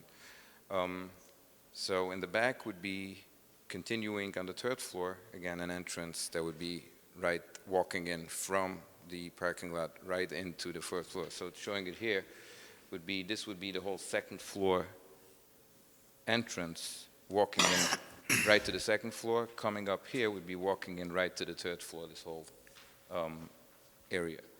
And that would be the credit of putting in that building into the hill, so we don't have a building sticking out all sides all the way. This is mostly that I could say is the use that we're planning. I mean, there's some plans on the fourth floor for hotel. It's a lot in discussion still, obviously, looking at what the use and people would look for. But it's either, there's definitely going to be a mixture between medical offices, corporate or general offices, and hotel to some degree. That's basically, it's mostly designed, and the facade is designed for that, to serve that. Parking, I think we have went through a lot the last 4 years, and you know, the last we revisited and redid the whole back at the last meeting, with Mark and you. The whole back actually was redone. We added more green. This whole thing is going to be now green, and added quite a few parking. We were able to eliminate a lot of disturbance on this. This whole area was always designed to be banked parking or other. Now it's all going to be not disturbed at all. This is the banked parking, which may not even be done at this point. We're not looking at needing those according to the traffic consultant. We're about 250 parkings more than needed with the current plan that we're providing as parking. Now with the concept of opening it from VMG, I think we're even more, if they would originally have it, probably their parking numbers would be less, because we're looking for a lot of commuting in between. I do want to say that even in pedestrian, we did add 2 pedestrian walkthroughs from there, in addition to what we had, walking right next to the roads. So those are the ones. In addition, we had another one. I heard you asking about the grading in between the 2 properties. In order to accommodate that connection, we are working with VMG to drop their height, which would now eliminate some of the walls. I'm not going to say it's going to eliminate it fully, but we are working in that direction to eliminate some of the walls. So that's going to be a big benefit in working out how to get that, and shouldn't be so, we discussed that in the past, so I think that's a good progress in getting there. Obviously, it's not going to be, as Vince said, it's not going to be in the next submission because we're getting through there, but I believe very soon after the submission we'll be back. We may have final answers next month after submission, and then the next month or two submitting an updated EAS, but it's going to be minor because we are not adding, we're adding very minimal coverage, which is still in our numbers that we're allowed to. So, and by adding the sewer and water connection to VMG, we're eliminating the pump station as well as the sewer pump station, the external pump station. We're planning to have the second and third and fourth floor being gravity driven into VMG, which is a big benefit too. So it's only the basement and first floor will be with pumped sewer.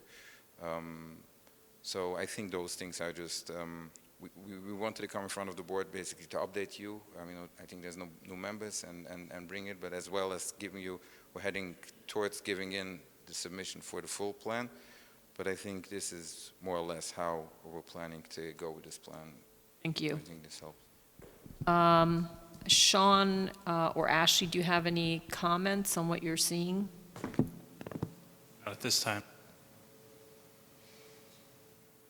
No comments. Just, I did speak to Aaron from AKRF earlier, and I know they had been reviewing preliminarily the traffic study. They had given some, I think, initial comments back to the applicant as far as completeness goes. So whenever they submit the EIS, then everyone will continue their Okay. review. Nick, any questions? Again, newer board members, you may have comments or questions if you haven't seen some of this or all of this. Not at this time, no. Jeff? I've got a few things. Ken, one of the things you mentioned was in looking at the retail and office centers at Bakertown and where Town Hall is on Forest, that you were getting lower traffic counts than what IT would have told you to anticipate. How significant is the difference between in those properties, and what does that tell us about Monroe Commons?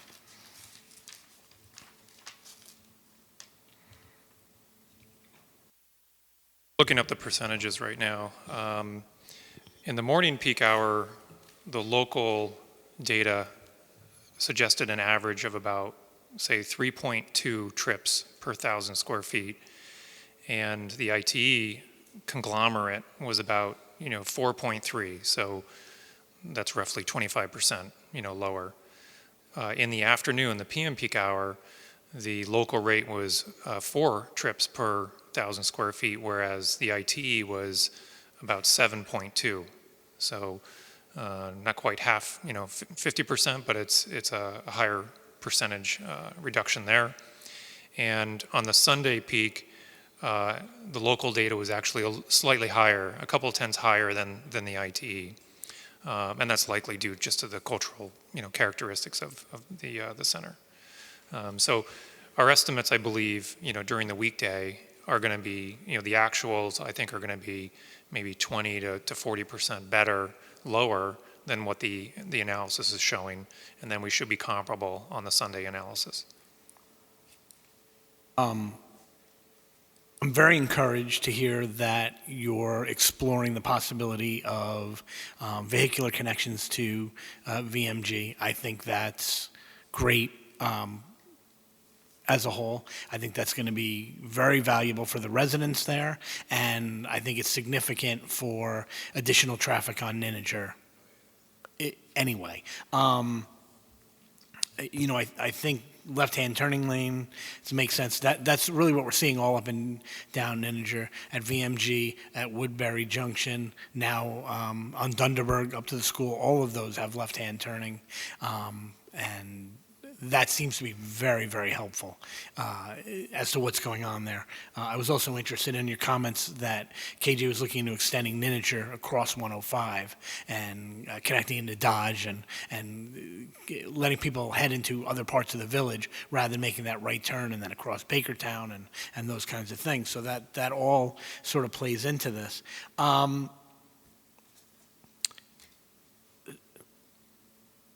there's a fair amount of transit usage in that part of the town and in the surrounding community.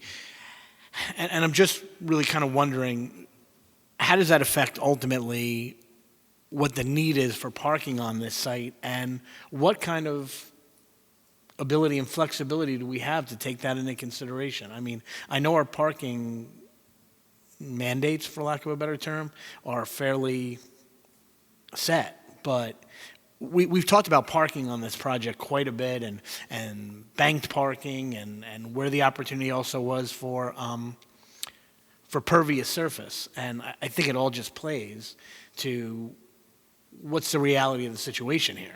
Yeah, I know that one of the scoping items is that they are to do a parking analysis to determine what in fact is the parking demand for this. And then there is some flexibility in the zoning. I also know that as part of the local law amendments, there were some requests for changes to the underlying HI zone that would provide additional flexibility. So I think all that's baked into the study of the HI zone and/or the project, and we're waiting for the DEIS, which will provide those reports to us. That's my recollection. I mean, I think it's very important for this project, and frankly, I think it's important that we take every opportunity to re-examine that as a community. We have a lot of parking that goes unused, and as many communities do, and it's sort of a linchpin moment for that. In relation to the design of the building, a couple of questions. Excuse me. I'm not sure if this is best for Mr. Gross, but in relation to the possibility of there being a hotel section, is that envisioned for the area of the building where the clock tower is, in that end of the building? I'm sorry, Mr. Gross. So I know there's conversation about at least the possibility of there being a small hotel unit as part of the facility. And I'm wondering, is that envisioned to be at the end of the building here where the clock tower is? It would be at that side, if it would be, that would be preferred for internal design purposes, plus the back entrance, one of the images we have is actually coming in from that area, if it would be, probably would be that side. And in the center area behind the fountain where there's the pull-in area, I know that was planned for buses, taxis, that kind of thing. Yeah. There doesn't appear to be an entrance over there, and I'm wondering if that's really served by the entrances at either end that appear to be there, or if there is an entrance that's going to exist in the center section of the building for people arriving by those means. I'll bring you in the other images. It's going to show you more than that has the entrance.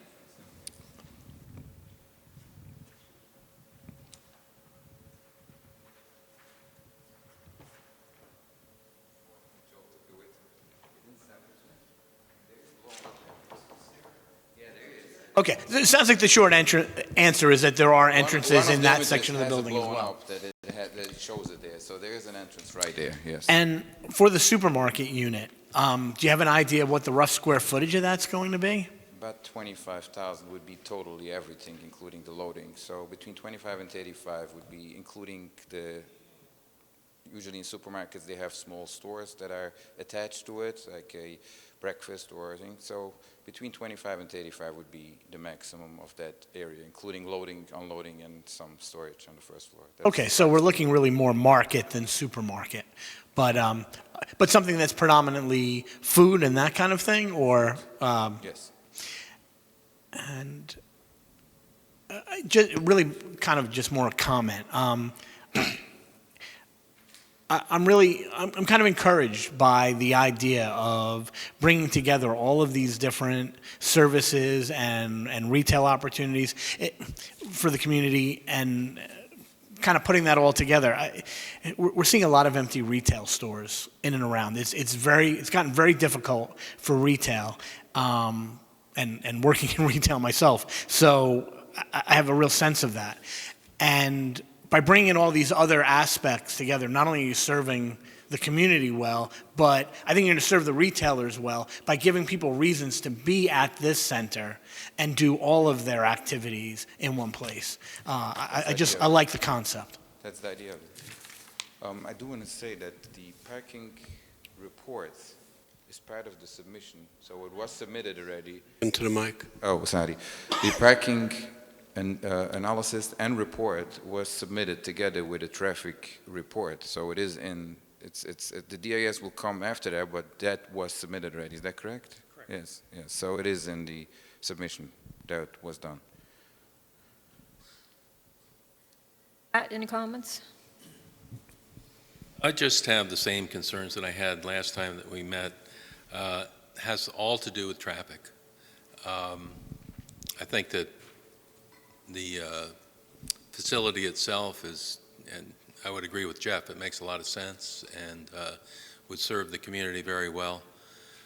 But driving down the county road there in Integer quite often, also now Blooming Grove, there's just so much of a traffic problem now, and I'm glad to hear that you have some thoughts about how to fix that. I think you need to do whatever you can to memorialize those plans and be able to talk to the community about how you're going to mitigate the traffic problem. I do appreciate that, and I think the concern about the traffic was raised by Kent and his office to see, even though that the report showed that the traffic report was accommodated, the project can be accommodated by the traffic ideas that he proposed earlier, as well as the parking, but he suggested, guys, go out and look if you could get a connection. I could tell you it's quite a while that we're working on it, and I'm not going to say that everything is easy, but the reason why we're here tonight is to say, obviously, we're quite positive we're getting there close, and it's to actually accommodate the concerns that you brought up. And I think we're satisfied to say that we believe that this will at least do a big part of easing off a lot of traffic, and I don't think that facility will add actually a lot of traffic outside being connected internally. Question, have you talked to the state or about another exit, a dedicated exit for Curious Joel or Palm Tree? Now that Palm Tree has more, I think they have more dense population than Monroe, the town of Monroe, I believe. 30,000? I wouldn't be able to answer that because I don't know what they're doing. So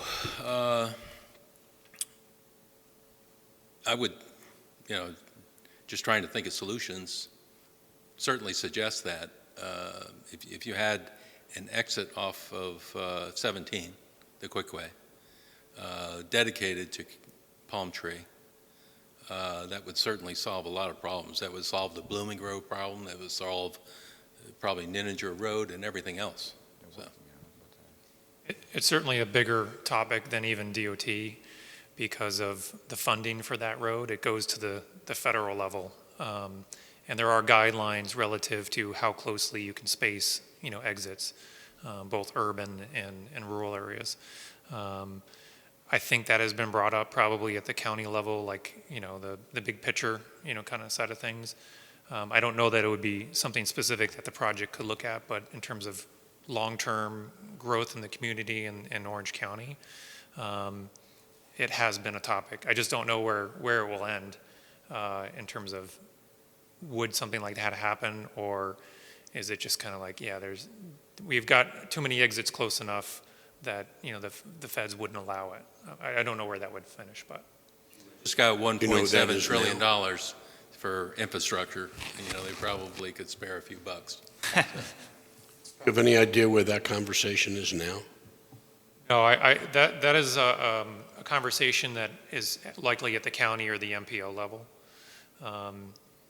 And I know there has been a study of this whole corridor, like obviously from ID7 all the way out to Corning and Elmira, all the interchanges, along 17.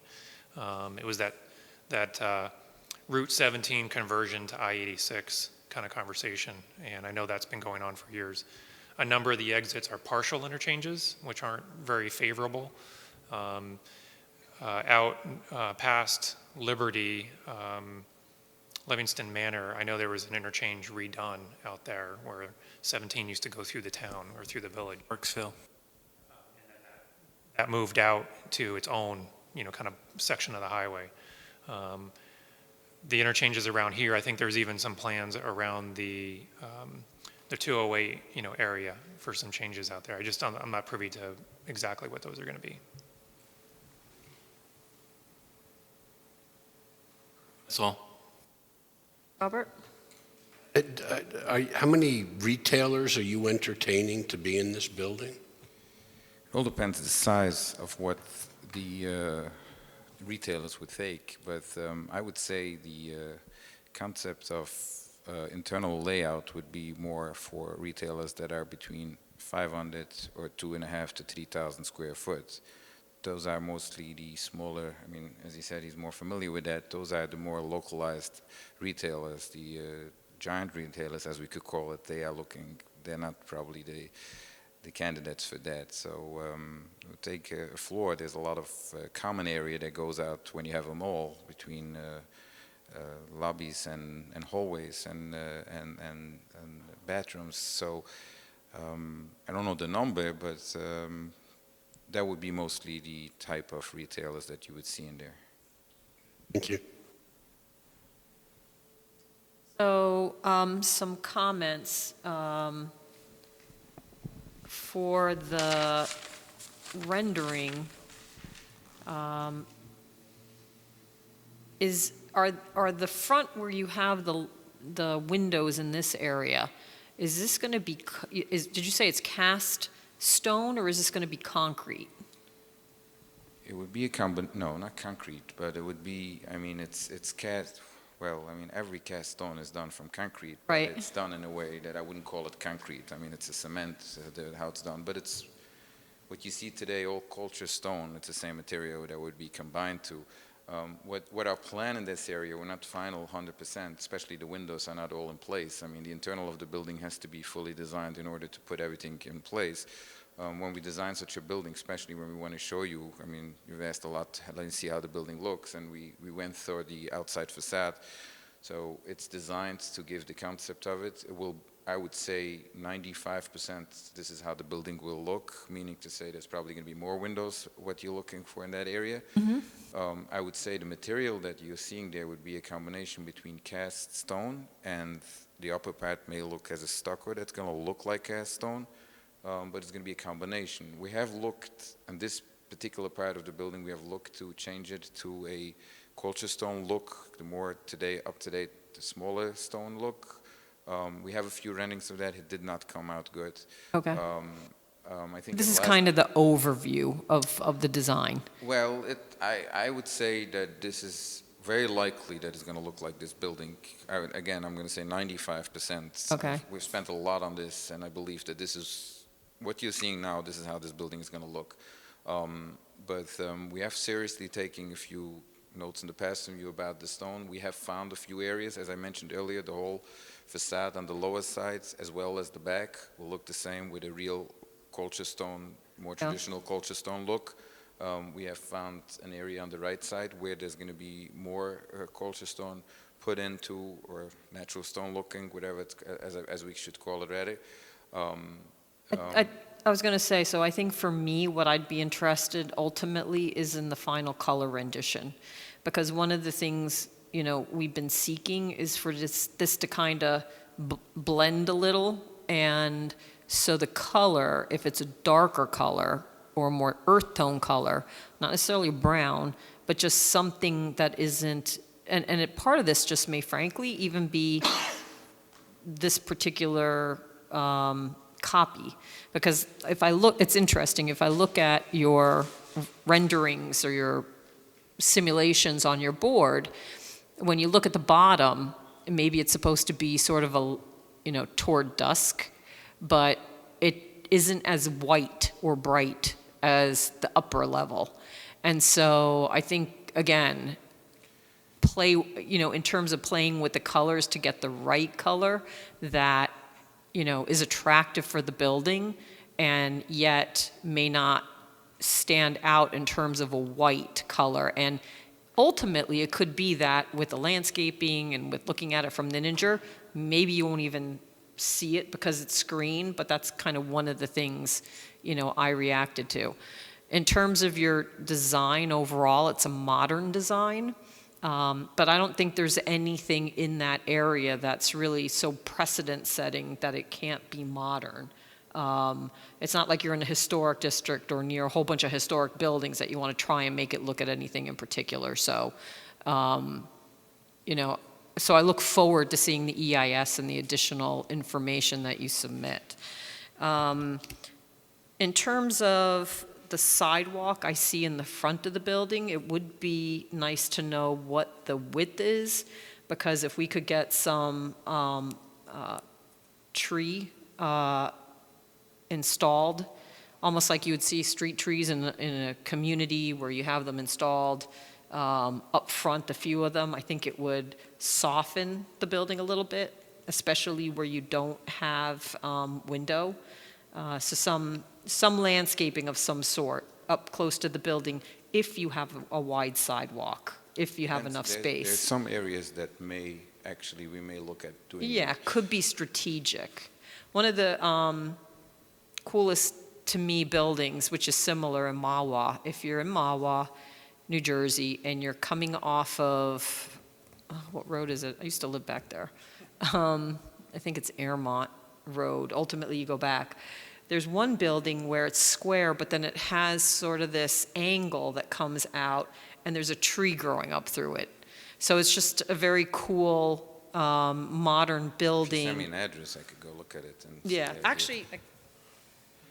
In regards to this, as you bring it up, in regards to the white looking and in regards to the overall looking, we have actually went away from any designs that would be more city-looking buildings, modern city-looking buildings. Yes, it is a modern look, but if you look at it, it has a lot of traditional village-type looks, but more in a modern way. I would say the west side of the city, you could see more of those traditional field buildings, but at the same time with a modern touch to it. So I would say we have spent a lot on this plan, the building facade, not to look like a city modern building, but as well as a village modern building, and I think it has that feeling. In regards to the white, I could show you, and I will share that with you, but we have played with a lot of colors to bring in more darker looking colors. The building it didn't do the job to the building. It lost the nice, fresh looking of it. I definitely could share it. We did gray, we did some more beige or more earthy looking colors. I think we lost that. So I could share that with you, but I think the building will look totally different. Yeah, you know that building. So that's on Crescent. So I used to live back in Mahwah when I was growing up, and we used to pass this, and it's kind of funny because it was a tiny tree at one point. But I wanted to say, it's going to take you quite a while to get to that size. Yeah, but what's nice is, to me, it's all about landscaping. Part of the beauty of a building in a site is about the landscaping. And here, they just kind of pulled out an angle.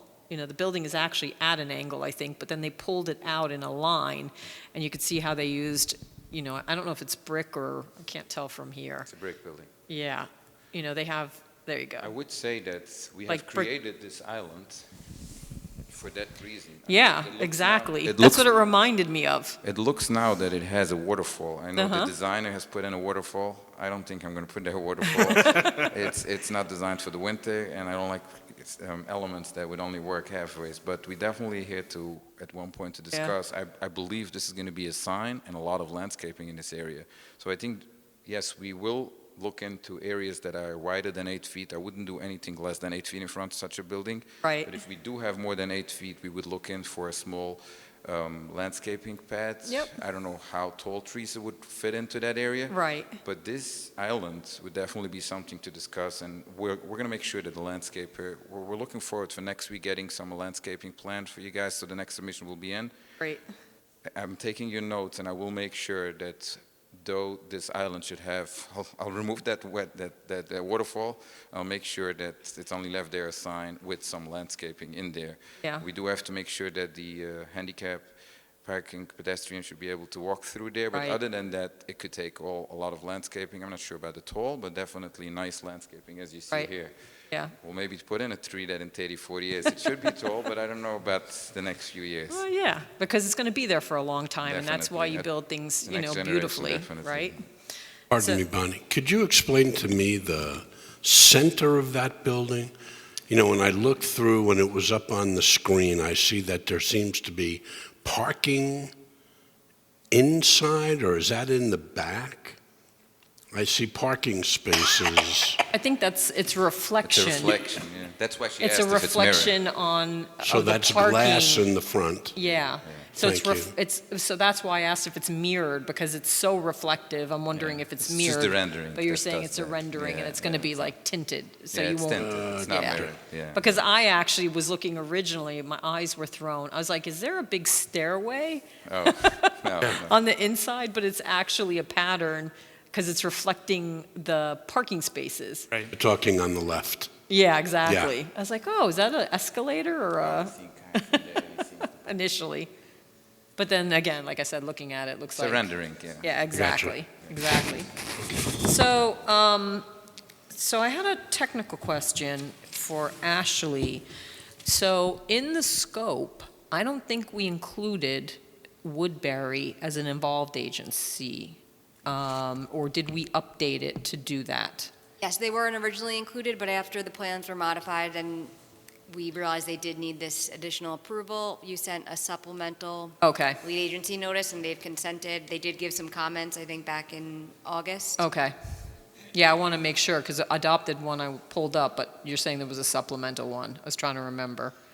Yeah, you sent a supplemental lead agency notice to them to get them added onto the list.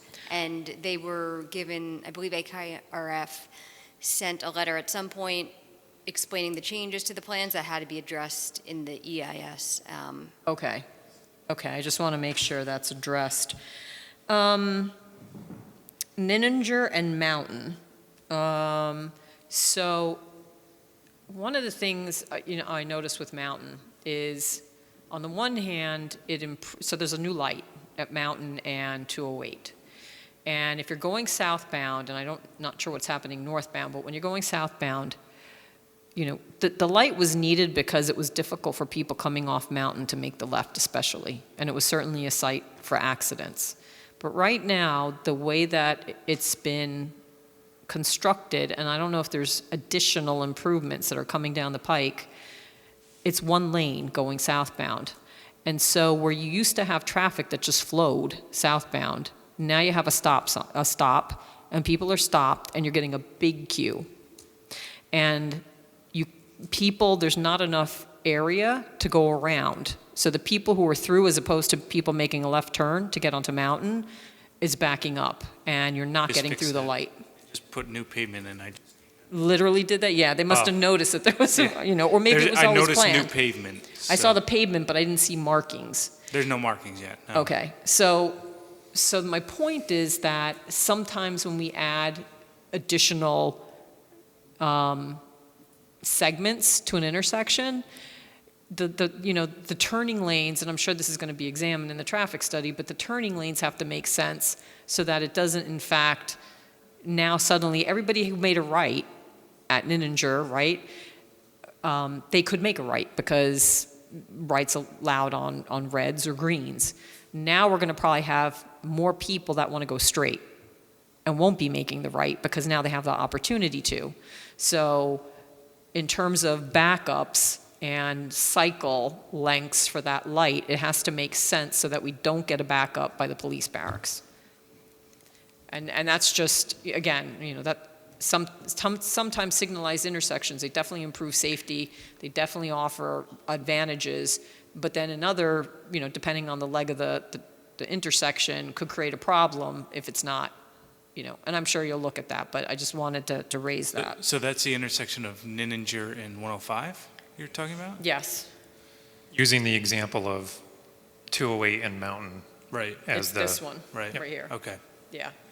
And then, just as a general comment, because, we're really roundabout happy on Nininger, and I think the roundabouts, I think they've actually worked really well. it really keeps movement flowing, that I was curious if there's enough area here and if there's enough traffic that it warrants putting in a circle. I don't know if it does, but if we're now adding another, again, leg to this intersection, is there sufficient area to put a circle in instead of a light?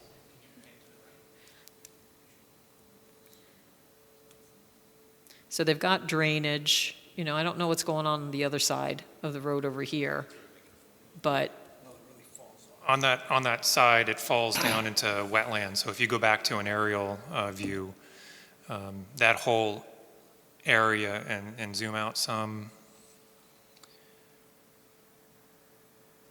that's why I'm wondering Yeah. what's going to be if they go through to Dage?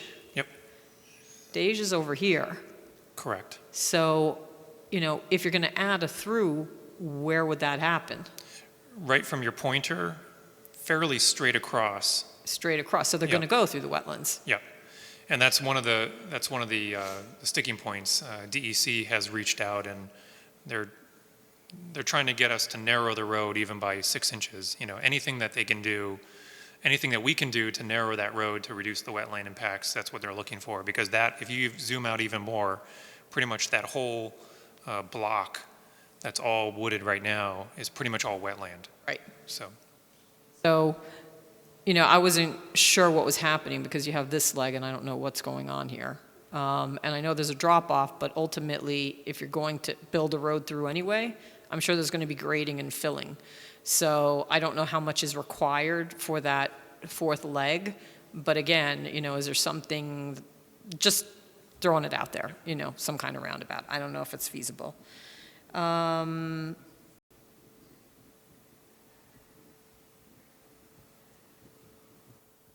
Lights on the building, just in general, to be clear on future plans, whether they're uplit or downlit. Because it looks like there's both, and we're just going to want to make sure light levels are reasonable. And 2,700 Kelvin max. And then as far as Route 208 and improvements, I think we dealt with that with DG Management, the subdivision, because we know there's that whole project that's proposed in the village of Monroe at the Gateway. They wanted to put a shopping center in, and I'm pretty sure that the potential layout of how they would change all the circulation where the mobile is on 208 with slip ramps and all kinds of things going on, that I think was on the Village of Monroe website. So we do have some knowledge of that, at least at that intersection and interchange. And we also, it's been talked about from a planning perspective of changing the interchange over by Craigville Road to potentially add Off-ramp? off-ramp. And because there's a warehouse that's proposed on Craigville in the town of Blue Grove, and long-term, I think for some time, Orange County has looked at what they could do at that interchange. Are they going to be able to do that with converting it to an interstate? Well, so it's interesting because that's always been the discussion, and it's always been what are we going to close, to be able to get those distances between, for the federal purposes. So I don't know, but I know that's been talked about, and I'm sure DOT or someone, knows about it if you don't already. So, but 208, we kind of know about a little what's going on. Again, during DG Management, this all came up during the traffic analysis.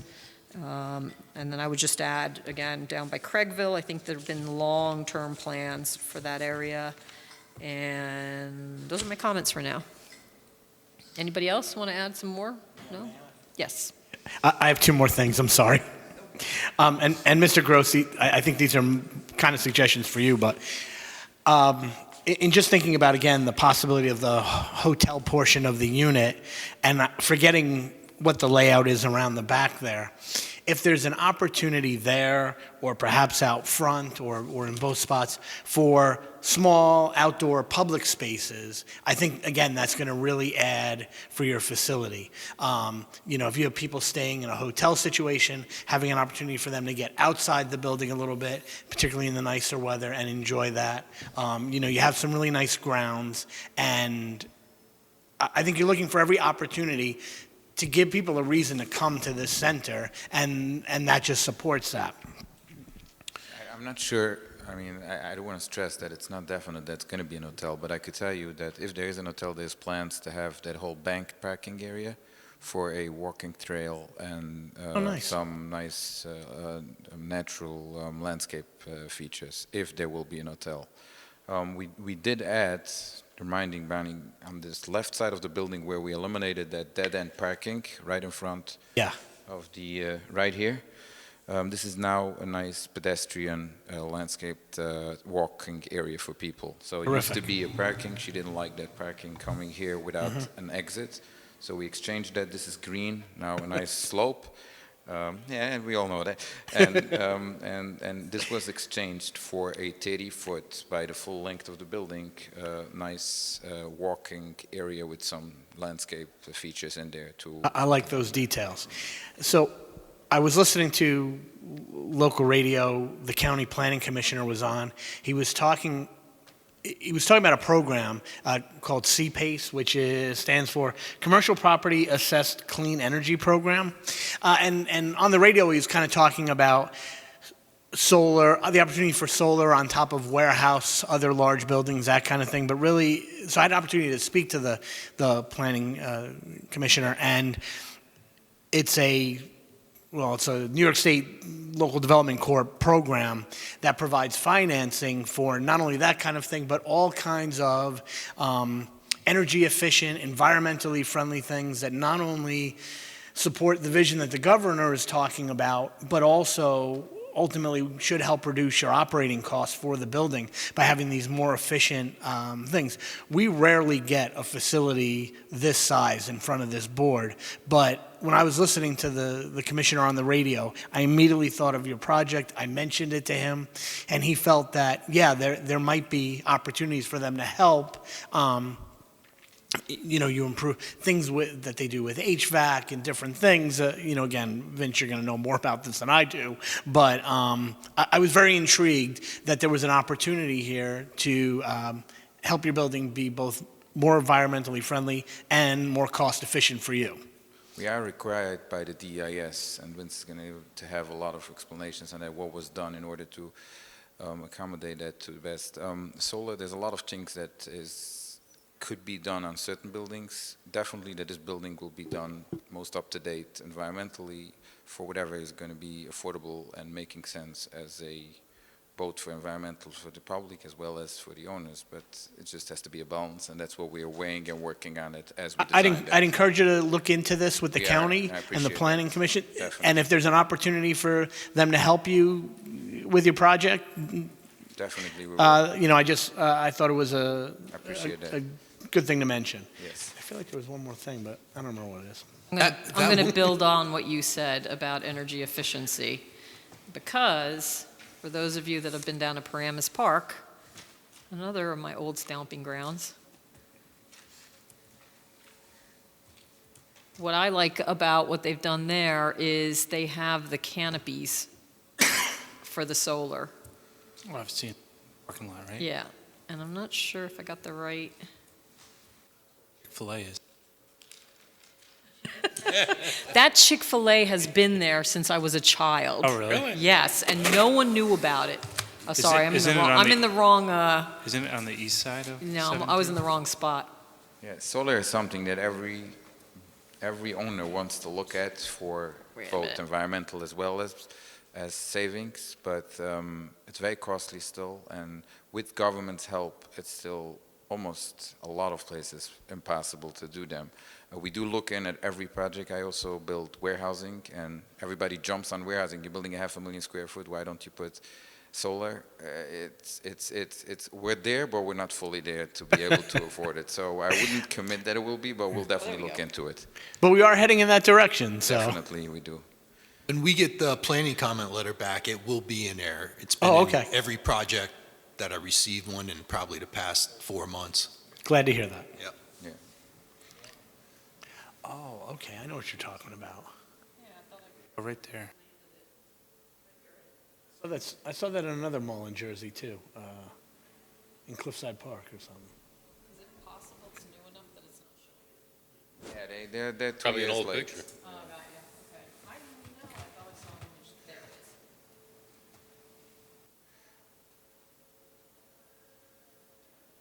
is. So, and a lot of campuses have this too, where, and it can be solar, you have a canopy that goes over the parking.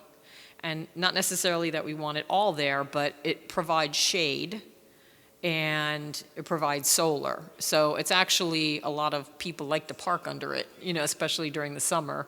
And you can maintain it also, during the winter. It's angled so that the snow sloughs off. So you just have to design it in a way that the snow sloughs off to an area that's not where parking is. But, it's a great way to add energy. It doesn't have to go on the building, and there's other benefits. So as you can see here, they still have their landscaping. And this is the thing about Paramus Park. It was one of the first malls to be done, and it does put park, both. It used to be inside the mall. There's landscaping and trees in the mall, and then there's also just around it. It was really handled as a well-landscaped, conceived, early mall. But that was one of the recent additions, was putting the solar, in a canopy. And I always think it's a great idea. Not necessarily the entire lot, but if it's closer up to the building, you get some energy benefit. I don't know if anybody's paying for it, if you're getting grants and paying for it. But we'll definitely have to look at the Yeah. financial aspect of it and put it together, see if it works. Yeah, If it works, or we'll do maybe it could be in the back, where it's not in the front. But, if you get funding for it, and it's not a big lift as far as paying for it, then I think it'd just be a great We'll idea. look into it and get Yeah, back. thank you. Anything else? You're done. I can't remember. Anybody else? We're good? I give up. Okay, Great, thank you. It's been very helpful. thank you.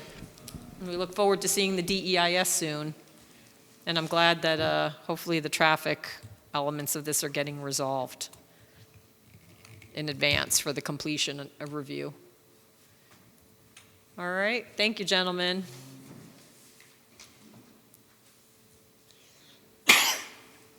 So going back to two-family law, Ashley, did you send that to me again, or were you able to? Okay, so let me check.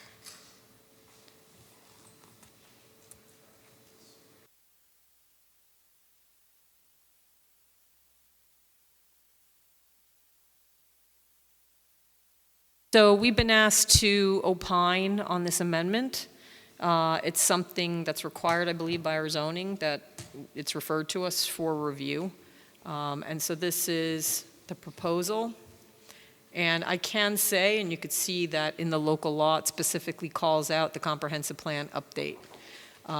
Because we know we have a very large growing, residential household area to the north. And there was a request during preparation of the comprehensive plan that in the long term, depending on the availability of sewer water, that area be considered for two families as well as single families. So, I don't know, Ashley, do you have any sort of input or insight into what the law allows and anything you want to bring up?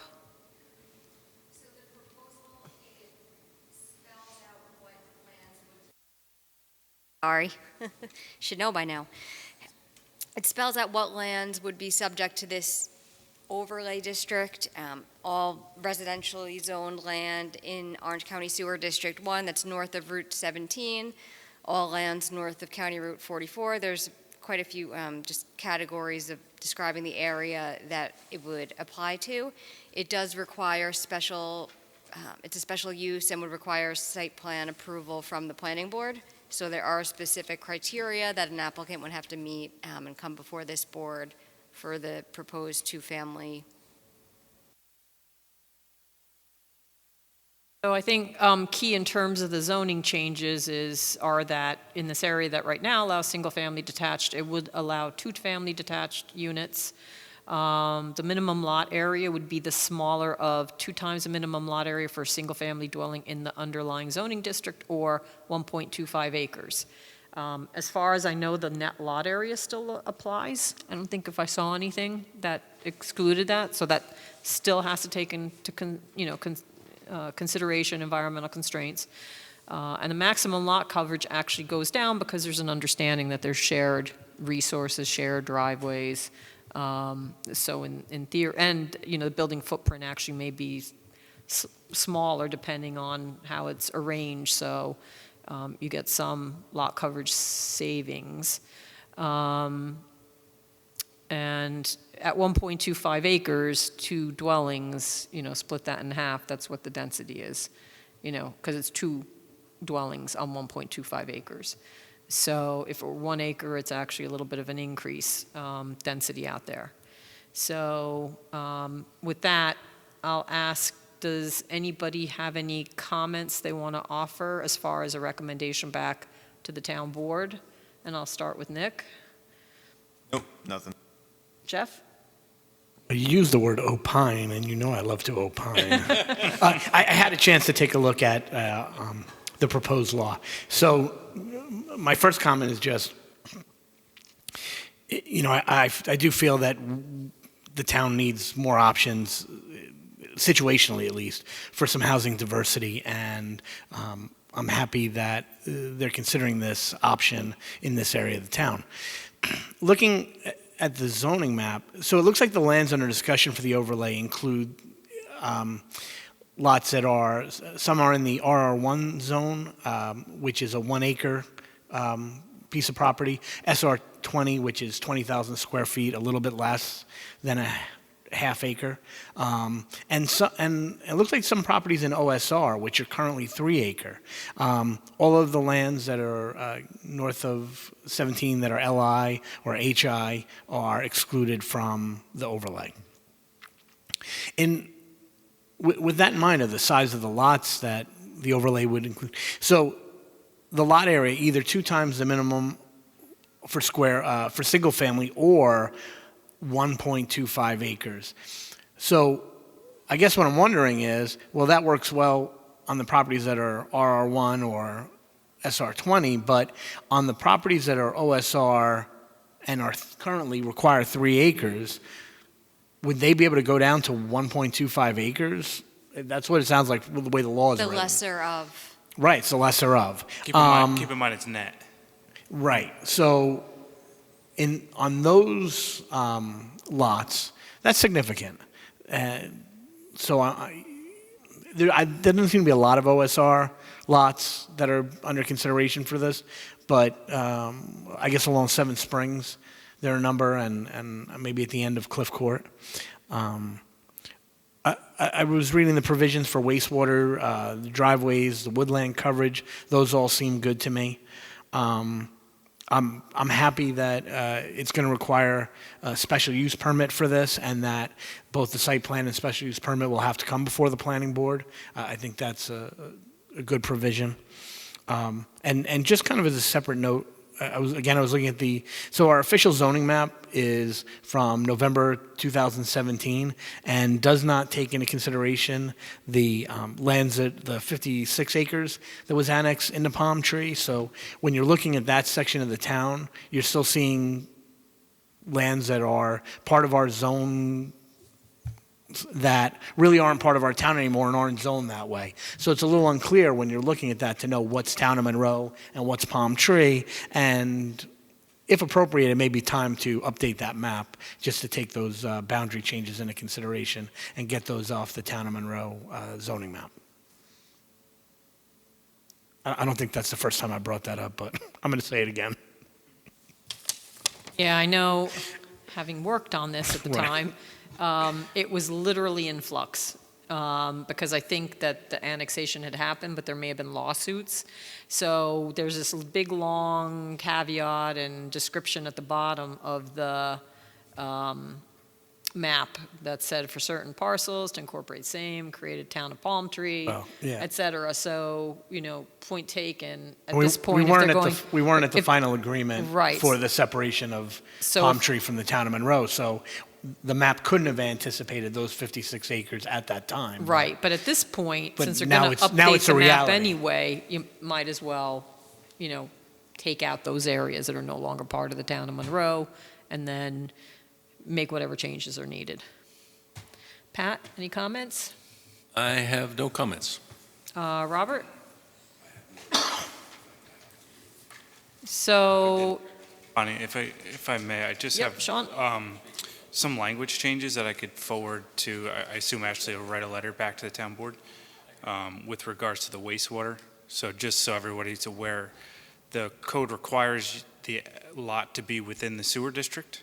However, it does allow for some septics on site, so that the language changes are just that the town engineer has to certify that the wastewater disposal system is designed correctly. However, I think that should be that the applicant's engineer certifies it with the town engineer reviewing it. And then I actually brought up the zoning just to make sure. I want to look at. What do we say? Okay, lot coverage. I just want to make sure that was consistent.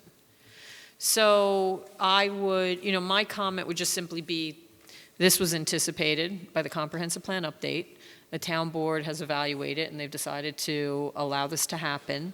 I would just ask that they, make sure that they review the OSR parcels that are 3 acres to make sure that they want to include all of them, that there's nothing, because there are sensitive lands back there. And, the other thing is that OSR, 3 acres and the density, especially right on that heavy road, that well-traveled road, I think from my perspective is better than having it reduced, in terms of density and having additional units going out onto, what is it?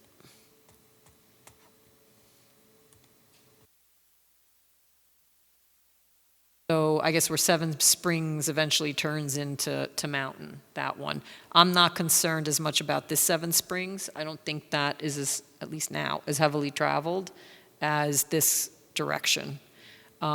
I've also heard through the grapevine that there's actually a proposal to connect this road, Mountain, into South Blooming Grove.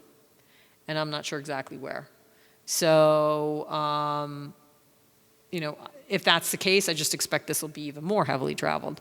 So I don't recall exactly which of the 3-acre zoning areas were going to potentially be eligible for 2-acre or for 2 families, but again, just to be careful for parcels that front on this leg versus this leg.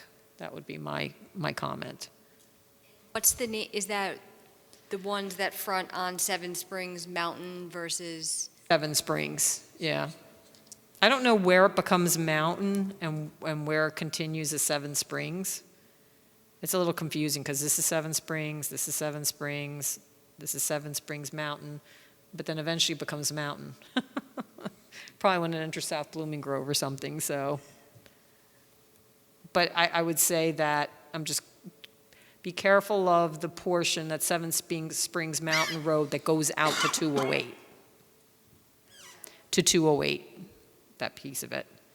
And that's my comment. And that- It is prohibited from west of Seven Springs.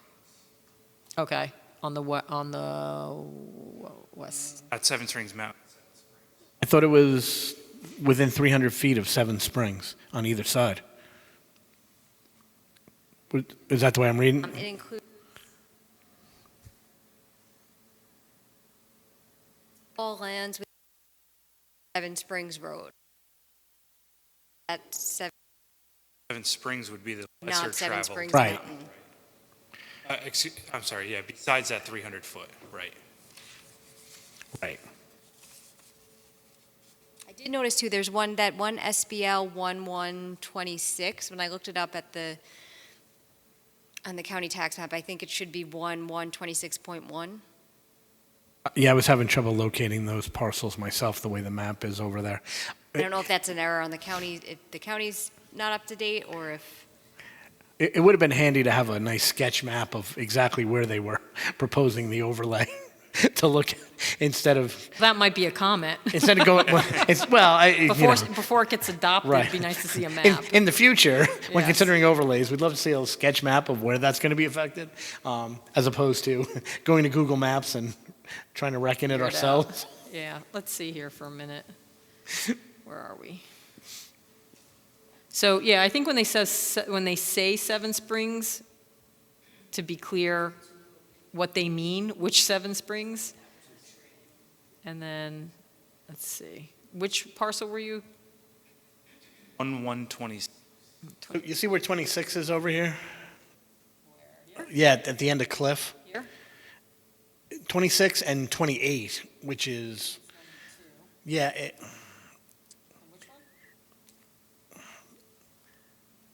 21 is 20. See this lot that says 8 over there, this little buried lot? I think that's the one that was actually shown on the tax maps as So this is showing Yeah. up as 26.1. 0.1. no 20, There's no 26, but, and then I'm not sure, Bonnie, click on the one that's to the left of Cliff, and it's a little buried lot called 8. Is that? Yeah, that's 1/128, so that's the other lot that they identified for that, which looks tiny, first of all, but Yeah. it's down one of those little dirt trails on private roads, if you will. Well, actually, so we might want to make a recommendation that they should be allowed, but on where there's frontage on a public road. Because if it's a private road and, or that they have to get some additional review, or they have to improve it to a standard, to a particular standard. frontage on a public road or access to, Well, direct access? Well, maybe direct access. Yeah, because if it's on a private road and like you said, it's a little dirt trail, we would want them to upgrade that trail to handle, some additional households. So, I mean, there, ADA issue.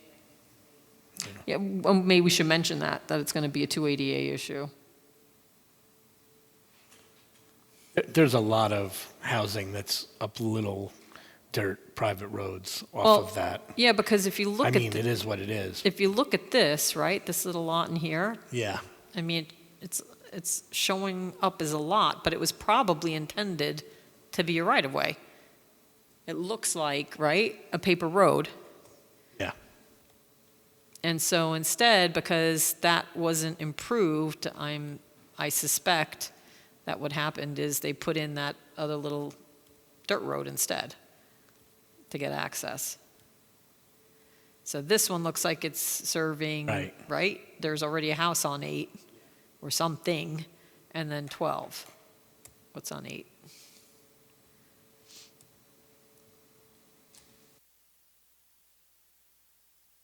Yeah, it's a 210, so there's a single family. Well, it says single family, this is what it looks like in here. So I'm just looking now if it's. 'Cause it was almost probably like little bungalows up there, yeah. There's As a far lot as of the that up lot there. size for that, I don't believe it would meet the, The 1.25, so yeah. I'm not sure if that was meant to reference that one Right. specifically. Well, So- was that one included as a section block and lot? Yeah. Yeah, that was on the list. It was specifically called out, that piece of property. So I think the question is, Check the, yeah, I think we need to check because so on the one hand, I think it's going to get confusing because they're going to include it in the overlay, but it doesn't meet the minimum lot size.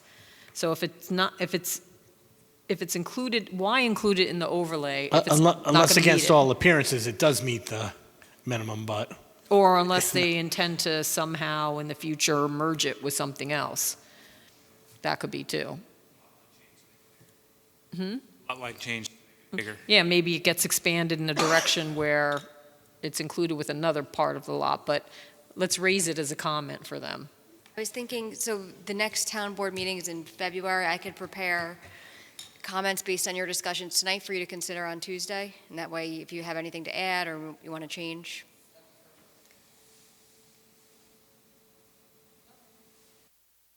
Anything else with regard to that matter? So, okay, so that's what we'll do.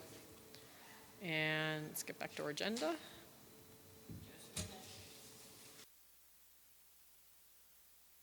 Went through.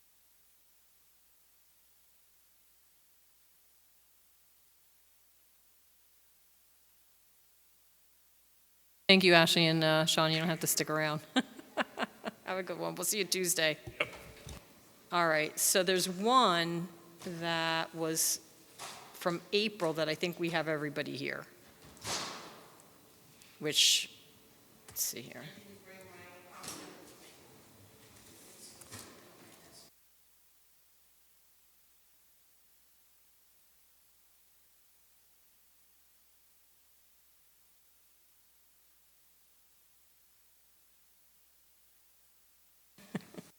All right, so this is from 11th?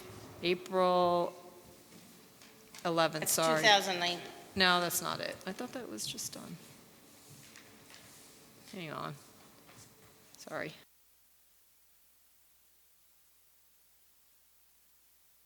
Yeah, I put them in here. This one. There we go. So it was myself, Jeff, Pat, and Nick were here. And I made just some little minor, that was instead of conformity, it was non-conformity. I wanted to ask what this was. I don't know what was being said.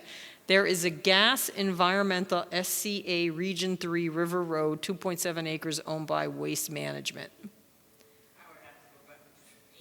Want me to remember? Yeah.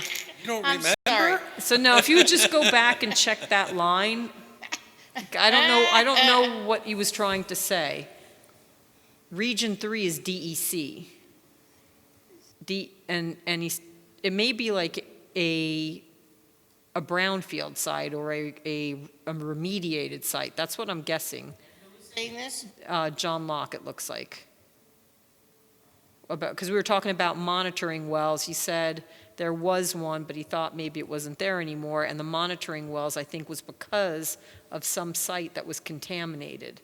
And so whatever he's referring to, I think, has to do with that, because he says owned by Waste Management.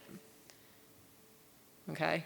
So I would move that we adopt the minutes for April 19th, 2022, subject to amendments and just checking the one line item in that particular minute set. May I have a second? Second. Noreen? Bonnie France, Aye. Pat Shea, Aye. Jeff Manson, Aye. Nick Napoli. Here. Aye. Thank you. And then the other one was, I wanted to get through especially the Pilati Village.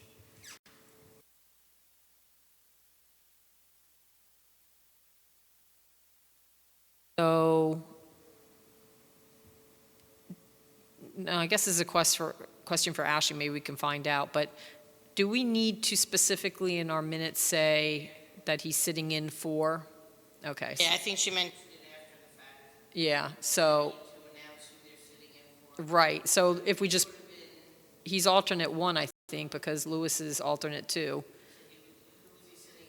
Well, that's what I'm confused about. Right. Because we've got myself, Pat, Nick, Dylan.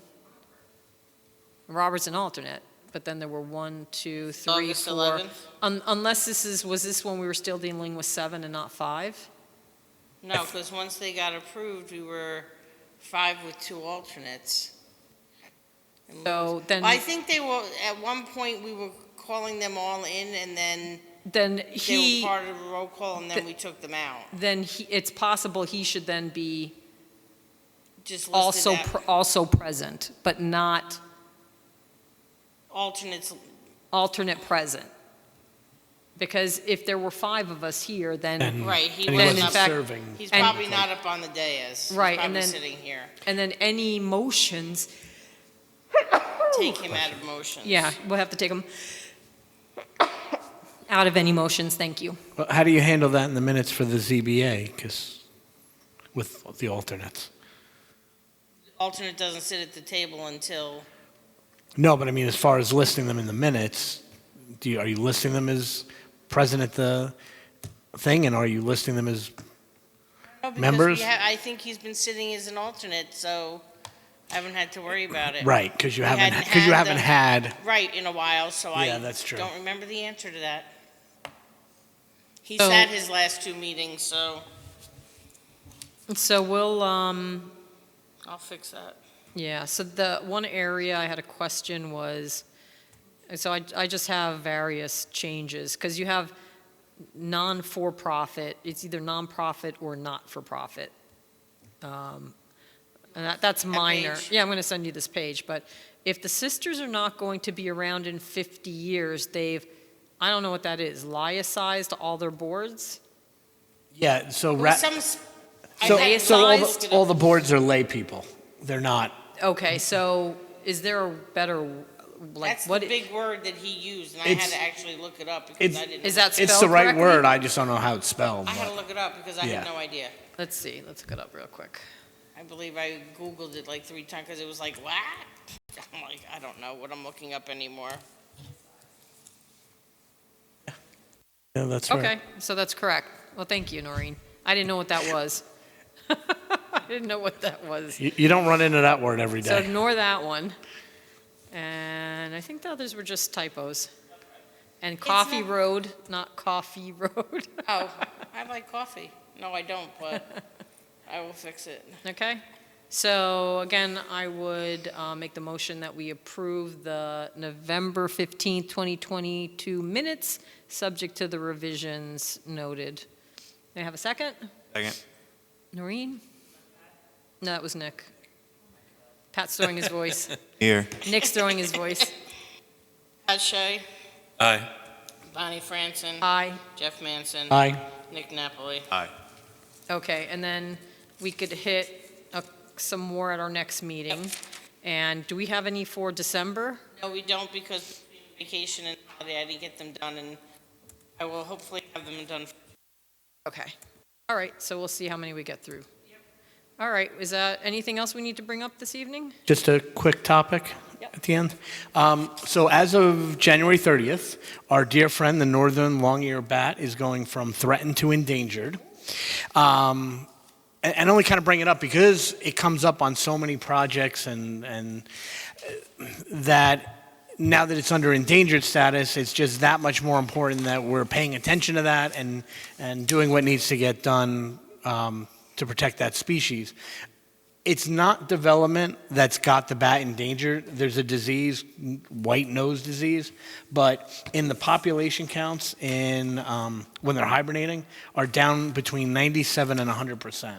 So because the disease has really ravaged the species, the DEC is just recommending that everyone is particularly sensitive to not adding to the problem with developmental issues and other things. But, you know, particular to our board, I just wanted to bring it up so we were aware that.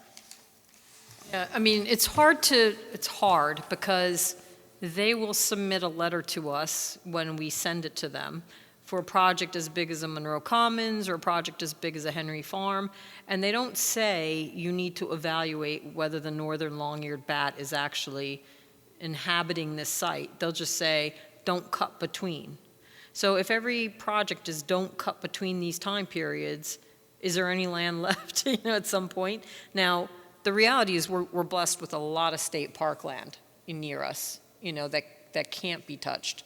But I have yet to see a project, only a couple, where they've actually said, you need to evaluate what's happening on this site. Because it started with Indiana bat, and now it's expanded as far as the white nose syndrome. It started with the Indiana bat, massive decline, and now it's northern long-eared bat. Well, maybe it's something we need to bring to the Conservation Committee. The DC in their, and I guess I was on the Fish and Wildlife too, we're talking about what kinds of things to look out for in trees, like, bark peeling, Exfoliating bark. exfoliating bark, and Shagbark hickories and those kinds of things. So, dead dying maybe snags. that becomes more of a sensitivity issue for them, where they're looking and saying, these are the kinds of trees that bats like. Well, so one of the things we can do, regardless of DEC, is, for instance, if you're looking at the Henry Farm site and you look and there's a cluster of shagbarks in a particular area, maybe you say, look, you need to relocate your site somewhere else. Move this house to another location because there happens to be a prevalence of this, tree species here. So Monroe Commons has to go out to Henry Farm. They need to take a look at the site. They should. And we do want updated habitat on it. So we'll see what happens. No, Sorry, Conservation. Henry Farm and Monroe Conservation Commission I thought and Henry Dennis was Farm. going to be here tonight. Yeah. I don't know what his schedule is like. So anyway, with that, anything else? Yeah, I have one quick question. Yes. It's kind of a question and maybe a future discussion. It has to do with radon. So, as a lot of people know, this area is heavily populated with radon. I don't know what our procedures are, but it seems to me that if we allow, someone to build a bunch of houses on a land that is just filled with radon without having some sort of procedure to mitigate that, and they can mitigate it. I mean, you can mitigate it with a number of things.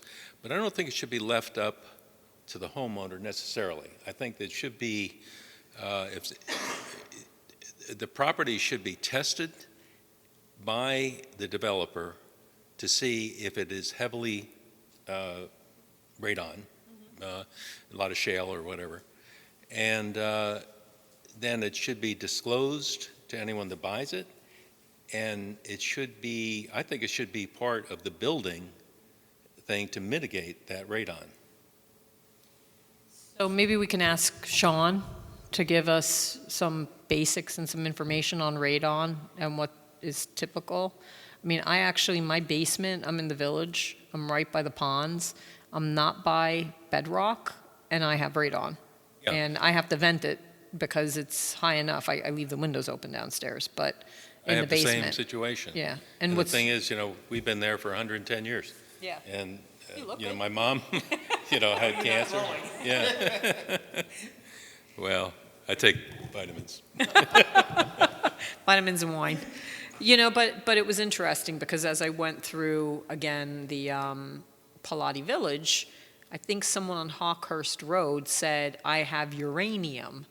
And maybe, I don't know if she meant uranium or radon. I think it's probably radon because, my dad and my uncle, my brother overheard my dad and my uncle talking in 1940 or about that area when they were putting that the water pipe through our property there. He said it was just full of radon. And is radon... Shale, radon. Yeah, but is radon radium or is radon... Okay, radium. Yeah. It It might... causes cancer. I mean... It might be, I don't know if there's traces of uranium in rock. It's a mean, gas. I don't know. So uranium is Yeah, is it it's a given gas. off by, but it's not given off by bedrock or by rock? Shale, I think, is the main culprit, and Okay. there's a lot of shale in that area. But, there's probably a lot of people that are sitting on radon that don't know. I didn't know we were sitting on radon. Now I have this detector that is hooked up to my phone, and I can, test it and see how it is. But I have to do what you do. I have to leave the windows open and air Oh, out. I thought it was a requirement now with home sales, because when I bought my house, I had to get the radon tested. And then I had to, determine, so I had to decide whether I was going to put something in or if I was going to somehow vent the house. But, my issue is that they put a French drain in. And so normally with basements, you don't have French drains. But because they put it in mine, it's just naturally coming right into the basement. So I thought there was a whole disclosure and it's part of home sales and that's how you get informed, but it is interesting. And let's talk to Sean to see if there's a way to determine if particular soils or something generate a lot of radon. I don't know Well, the they answer. actually have a map, and I think it may be the county or the state, where the high radon level is. I checked all this out, because my property has a lot of it on it, it's in the map. But my feeling is that it doesn't take much to mitigate it, but it should be mandatory that any homeowner is aware of it. Anybody that's building a property on an area that's heavily invested with radon I think should be responsible for mitigating as they're building the house, because it's Right. probably only $1,000 or $2,000, in order to mitigate it. Yeah, the question is, should it get to the point where somebody's buying the property to live in before that's even looked at, Yeah. as opposed to when they're with us? Right. And do we have the authority to require that, and in what way? So Probably, it's not just I'm a sure question that- for Sean, it's a question for Ashley, I think. Yeah, probably the town board could Right. make that role, Okay, part of the comprehensive plan or something. so we'll send something to them Yep. and look that up as follows. Yeah, that's why I have such a glowing personality. That's good to know. I'm glad I sit at this end of the table. So that's what my health issues are. So with that, I'll make a motion that we adjourn the meeting. May I have a second? Second. All in favor, say aye. Aye. Meeting adjourned. Thank you all.